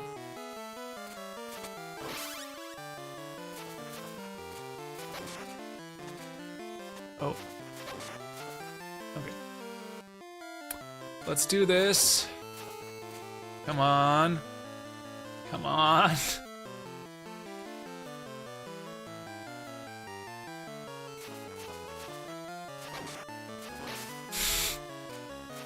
I just don't trust it. Okay, here we go. Gotcha. Now don't register those 2 buttons at the same time until I want to actually hit both buttons at the same time. The fact that they make that the control does suck. Like, okay, so start is a pause. Select opens a menu. Could you not have just made the menu be the pause and then have, like, the other button be the power-up thing instead of having you hit both buttons at the same time? Like, that, I don't understand that, like, choice for the control scheme. And that's not something that you can remap unless it was, like, coded into the game. Which is, oh, come on. Which is my problem with it. I tried. Let it not be said that I didn't try. But it just does not let you do it.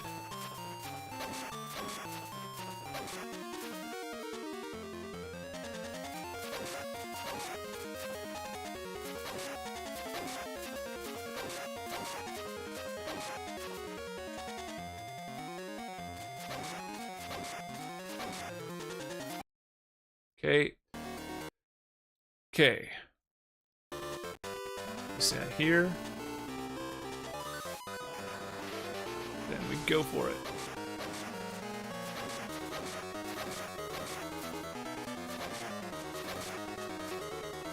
Oh, come on.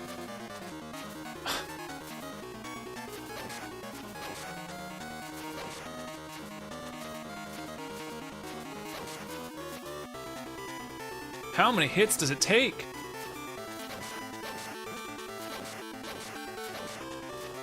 Wow, it's like 1,000,000 hits. Oh, thank you. Am I done? Oh no, these cannot be. Now I'm just talking French. Me losing to a human? I don't know what to anyway. You poor man. You poor man. It must be difficult to understand why you possess eternal life are about to perish. Humans are guaranteed a precious short life in comparison to yours, but in that short time we are able to love and to live for someone else. There must have been a time when you too cherished the bonds with the ones you loved. We humans are not so foolish as to throw away all of it in exchange for the power you received. Wow, that is a long line. There is no place in this world for the likes of you. Were you already defeated when you accepted the power of the darkness? Ha ha ha ha. Ha ha ha ha. Don't let it go to your head, girl. Do you really think the likes of you can destroy me? You're a fool for, just as Alucard was. Listen to me. Darkness will never die out as long as there is light in the world. I am the ruler of the darkness, and I will rise again and again as long as people like you are alive. Again and again, I tell you, ha ha ha. When that happens, someone will appear before you to take my place. If it is my fate to be again a vampire hunter, I will be ready. No, I will gladly accept that destiny. So until your soul is saved, till all the evil desires in the world are exhausted, goodbye, the ruler of evil. Goodbye, O woeful prince of darkness. So it's saying that this is like a prequel, but it definitely leaves open a lot for there to be like a true prequel to this. It's odd that they retconned it out because they didn't need to, because it doesn't really set like a true starting point. But I guess whatever. Thus, the fear of darkness that continued to envelop the world was lifted single-handedly by a young girl. Okay, single-handedly is a dash. I thought that was like a dot there. That's it? Oh, okay. So I guess there's probably a better ending if you get all the items. I have no idea what the last item is, though. Like, I went through everywhere I could think to go. There must be like a hidden section somewhere.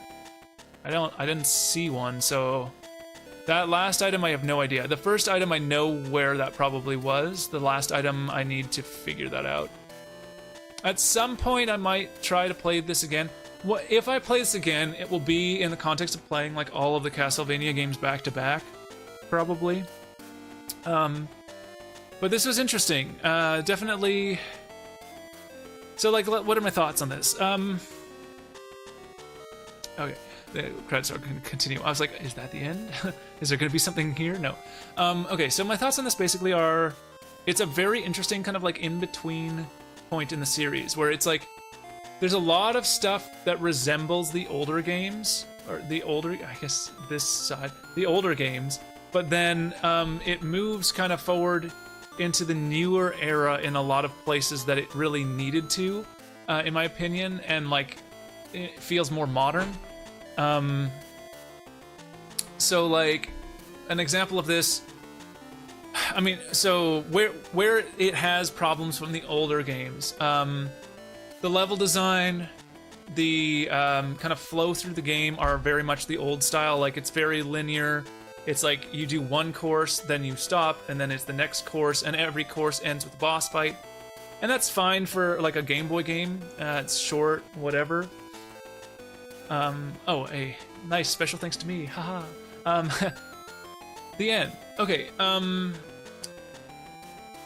is it gonna do anything afterwards? Am I gonna end on like a cool screen?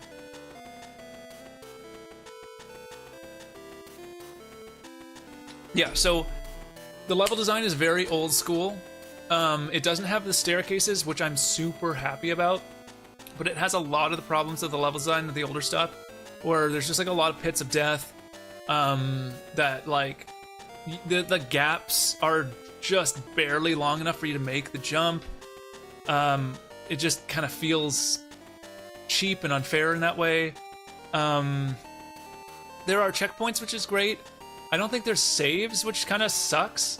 It is only 2.5 hours or so. Like, if you were to play through the whole thing, knowing like the pattern, whatever, took me a bit longer than that.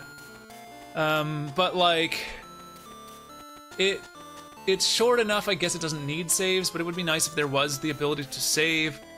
But the checkpoints are not terrible in the way that they've been laid out. Although that last section really could have used a checkpoint just right before the Dracula fight.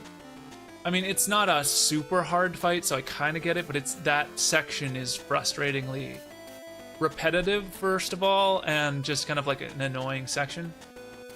A lot of the enemy design is definitely the older style enemy design, although I will say that the enemy design hasn't evolved much in the newer games.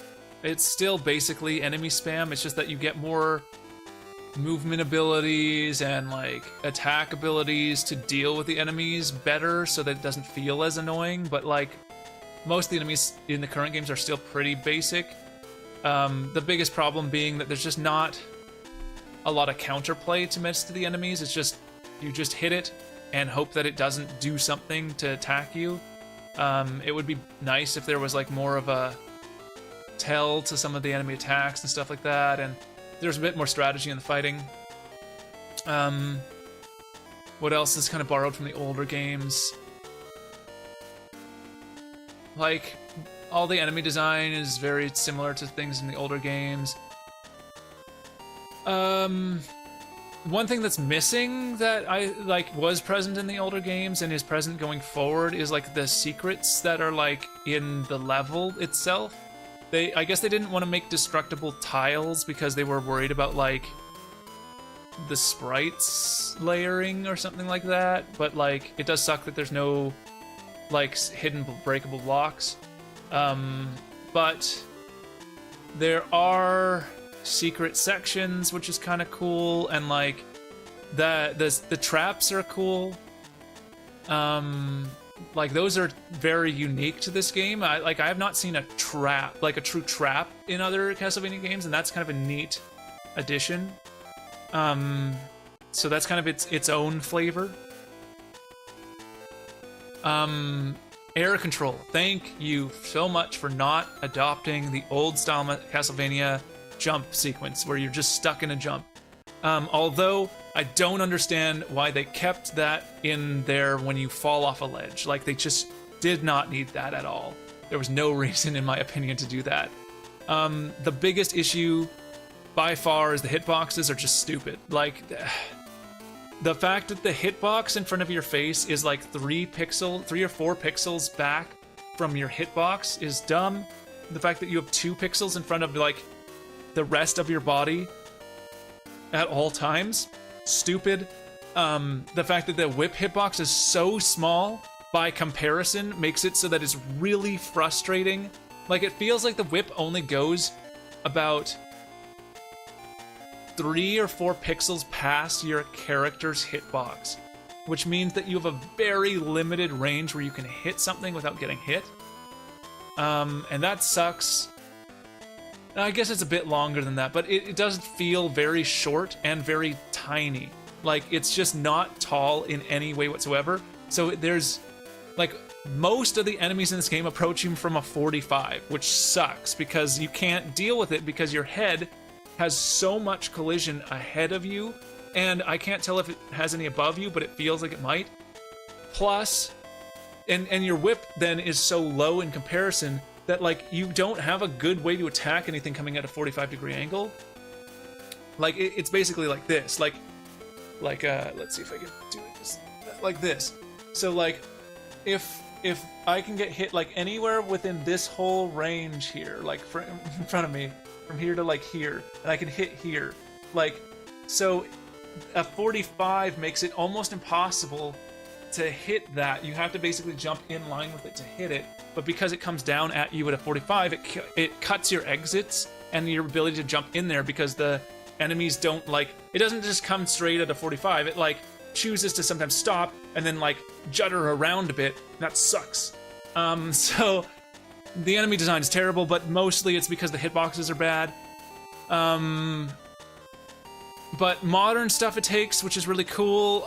You gain abilities as you beat bosses, which is interesting.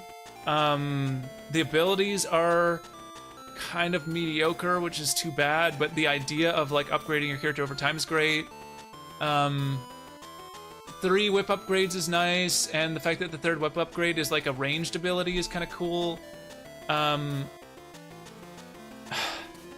The invulnerable ability is stupid. I mean, it feels great the first time you pull it off, and it's kind of a cool idea, but it's so overpowered. And I did use it because it's there for me to use, but I think if I play this again, I would not allow myself to use it because it just is so overpowered. It feels really unfair. I can beat almost every boss in the game by turning it on and then just running head first at the boss and spamming it. That's like, they should have designed the game. Either they should not have included it, which is, I think, a better option, and then to have designed around the fact that it wasn't there, or they should have shortened the amount of time on it. And because it's clear that they've designed certain sequences to try to bait out using it because it's there. And it just feels annoying if you don't want to use it in those sections. Yeah, basically, I just think they shouldn't have included it. I think that it created bad design because it exists. So I would say that about it. What else? From the modern game, the jump is great. It feels a lot better. I do wish that it moved further forward. I know partly the reason that they did that is they didn't want the forward movement speed to be past a certain speed because the Game Boy screen is quite small. It's square, right? So because your character's big on the screen, they didn't want you to be able to move too quickly forward because you might run into something. So they didn't let you move that quickly, and if they had it so that your jump could move forward at the, like, what I think it should be, which is like a 45, then your speed would be quite fast. They could have slowed down your jump height and drop rate, and then that would have fixed it. Sort of, like, because the bigger problem is that you just have such a limited jump range. Although I guess if you slowed down the descent and ascent a little bit, it would allow for more forward movement. So you could have played around with that a bit. I think that the jump up and down feels good in terms of the gravity strength, which is probably why they left it there, but it does suck that it does feel really like arbitrarily limiting in that you can't move forward very far when you jump. The mantling thing is cool. It's kind of weird because, like, so if you hit a block, like, so say there's a block that's like this, right? If you hit a block, and if you don't quite land on the block and you land like here, then it will push you up. And that's very advanced for these types of games usually. It's nice to have. It feels more lenient and makes the platforming not feel as terrible as some of the earlier games. But it is weird and it feels inconsistent sometimes.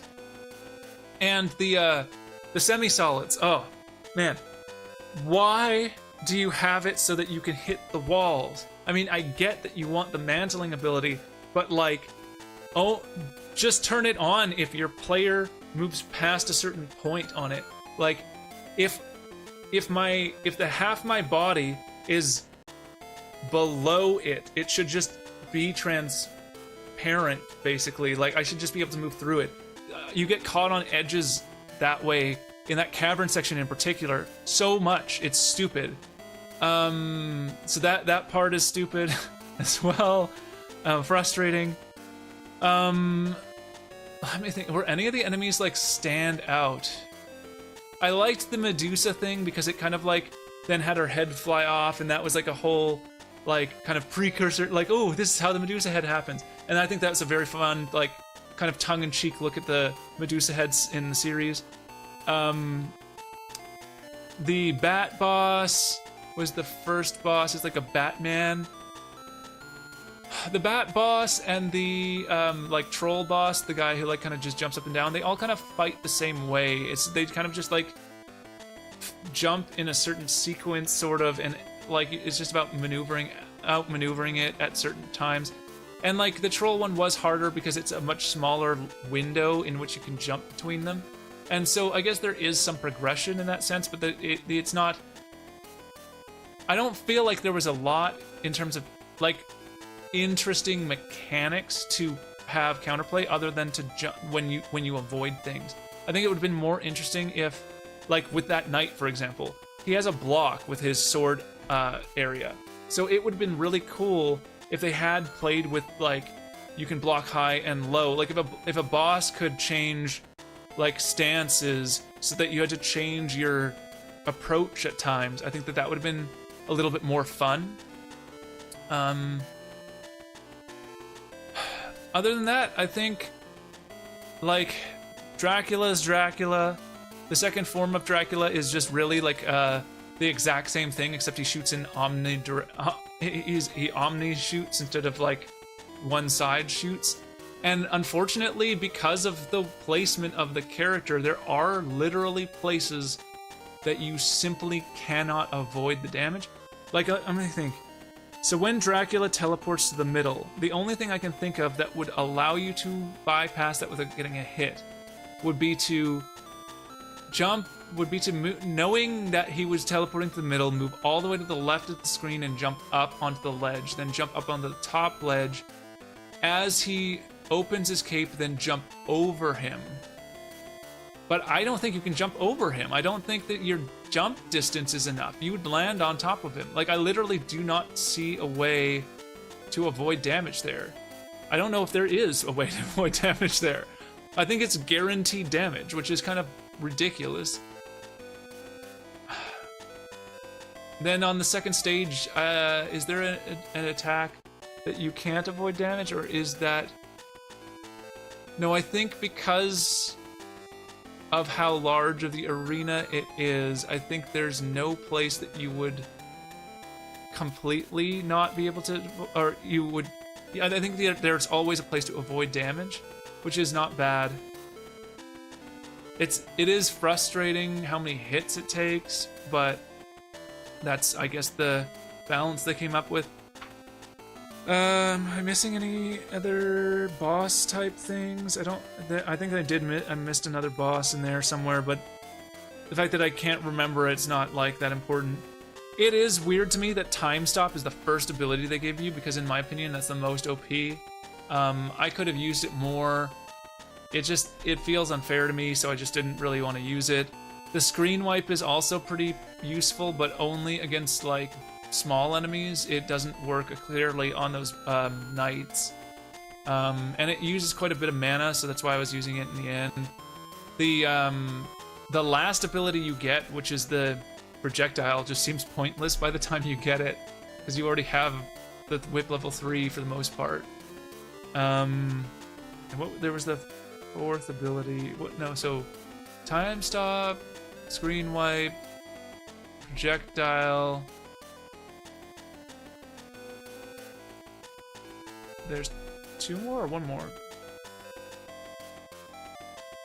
One of them used so much mana it was just never worth using, and I can't remember which one it was. Oh, the heal. Yeah. You can have a heal. Oh, great. This thing I can use only if I have like 20 mana points, and it does heal you, but I don't even know if it's a full health. Like, that seems really not balanced. I wonder if there's even enough hearts from that last sequence start to the final boss to get enough for a heal. Because that, like... I'm gonna have to think. So, I think you can get 10 of them up to the bat section, and then you can get an additional like 4 of them at the bat section. Is it? I think there's like 2 torches at the bats, and then when you can go up to the worm, there's another 2. There's nothing down below because you get the 2 items, and then there's another 2 above, so that's 6. I don't think you have enough mana in that last sequence to pull off heal. I don't think that was well designed. Like, I think if they have those abilities, they should have thought through that from that checkpoint to the end, that you'd have enough mana to pull off a heal, to pull off any ability you wanted once, at least once, right? I think that was probably not the best thought through thing in the world. Oh, the chains were really cool. That's the other thing I was trying to remember. The idea of they don't have a long window space, so they don't want to put a staircase going all the way up. So they gave you chains instead, which was a way better thing to deal with than the staircases, because you can actually attack from them left or right. You can on the stairs too, but you always feel like trapped going on a weird 45 movement. This you can go up and down, so you can quickly descend to try to avoid something, which was also cool that they have a quick descend. There are some problems with the chain. The fact that you have to be almost past the chain in order to go up it is kind of dumb. The jumping off of it is like a jump straight downward, which is again kind of just dumb. I don't know why you can't just jump up a little bit. It's just like basically a straight out and then drop. But it is cool. I like the chains better. Some enemy positioning is just complete bullshit. Like straight up, like you come into a screen and you just get hit by something, and it's like no way to avoid that damage. You're just getting hit. They should not be doing that. That's just a bad design decision. Can I reset this at all? Or is this... No. It's one of those old games where you just get stuck at the end screen. Okay, sure. I wonder what the other mode is. I might try to do that. I'll look into that, and maybe next time I try to play this game, if I do again, I'll look into that. I'm also curious what happens if you get all the items, if it makes the last boss easier, if it just gives you a different ending. I bet you it makes the last boss easier. It probably, like, beats the first phase or something like that. Which isn't a problem because you can get through that phase taking only a single hit. You can't get through it with no damage because that once he spawns in the middle, you basically get hit. Like there's, as I said, I don't think there's a single location you can stand that will allow you to avoid the projectiles completely, which is stupid. But unavoidable damage is dumb, and I think that they like the fact that they designed some areas where you have unavoidable damage. That's bad level design. As a whole, the level design isn't terrible. There's some areas that are actually kind of fun and interesting, but there are definitely like total BS bad levels, or like at least bad sections. Anyways, that's kind of my take on it. I would like, I don't know what I'd rate it if I were to rate it, but like I'd have to think about that. I don't want to give it a rating yet. I think if I do rate these games, I'll do them as a sequence, and I'll like basically play each one of them back to back and start categorizing them into like a tier list effectively. And then that will help give me a more solid idea of how these sit. Like it's hard to know where this would sit because it, in some ways, it does feel so much better than some of the older games, but it has a lot of the old problems in the level design and like cheap shots and stuff like that. So it's hard for me to like, and like I would have to play some of the later games to get a better idea of like how much better they get. Because in my opinion, like the DS ones are like the peak, and it is where they ended the series. But yeah, anyways, that's it for now. I'm gonna come back on after I have dinner, and I'm gonna stream some of the mod building stuff. But I'm gonna go have dinner, and I will be back.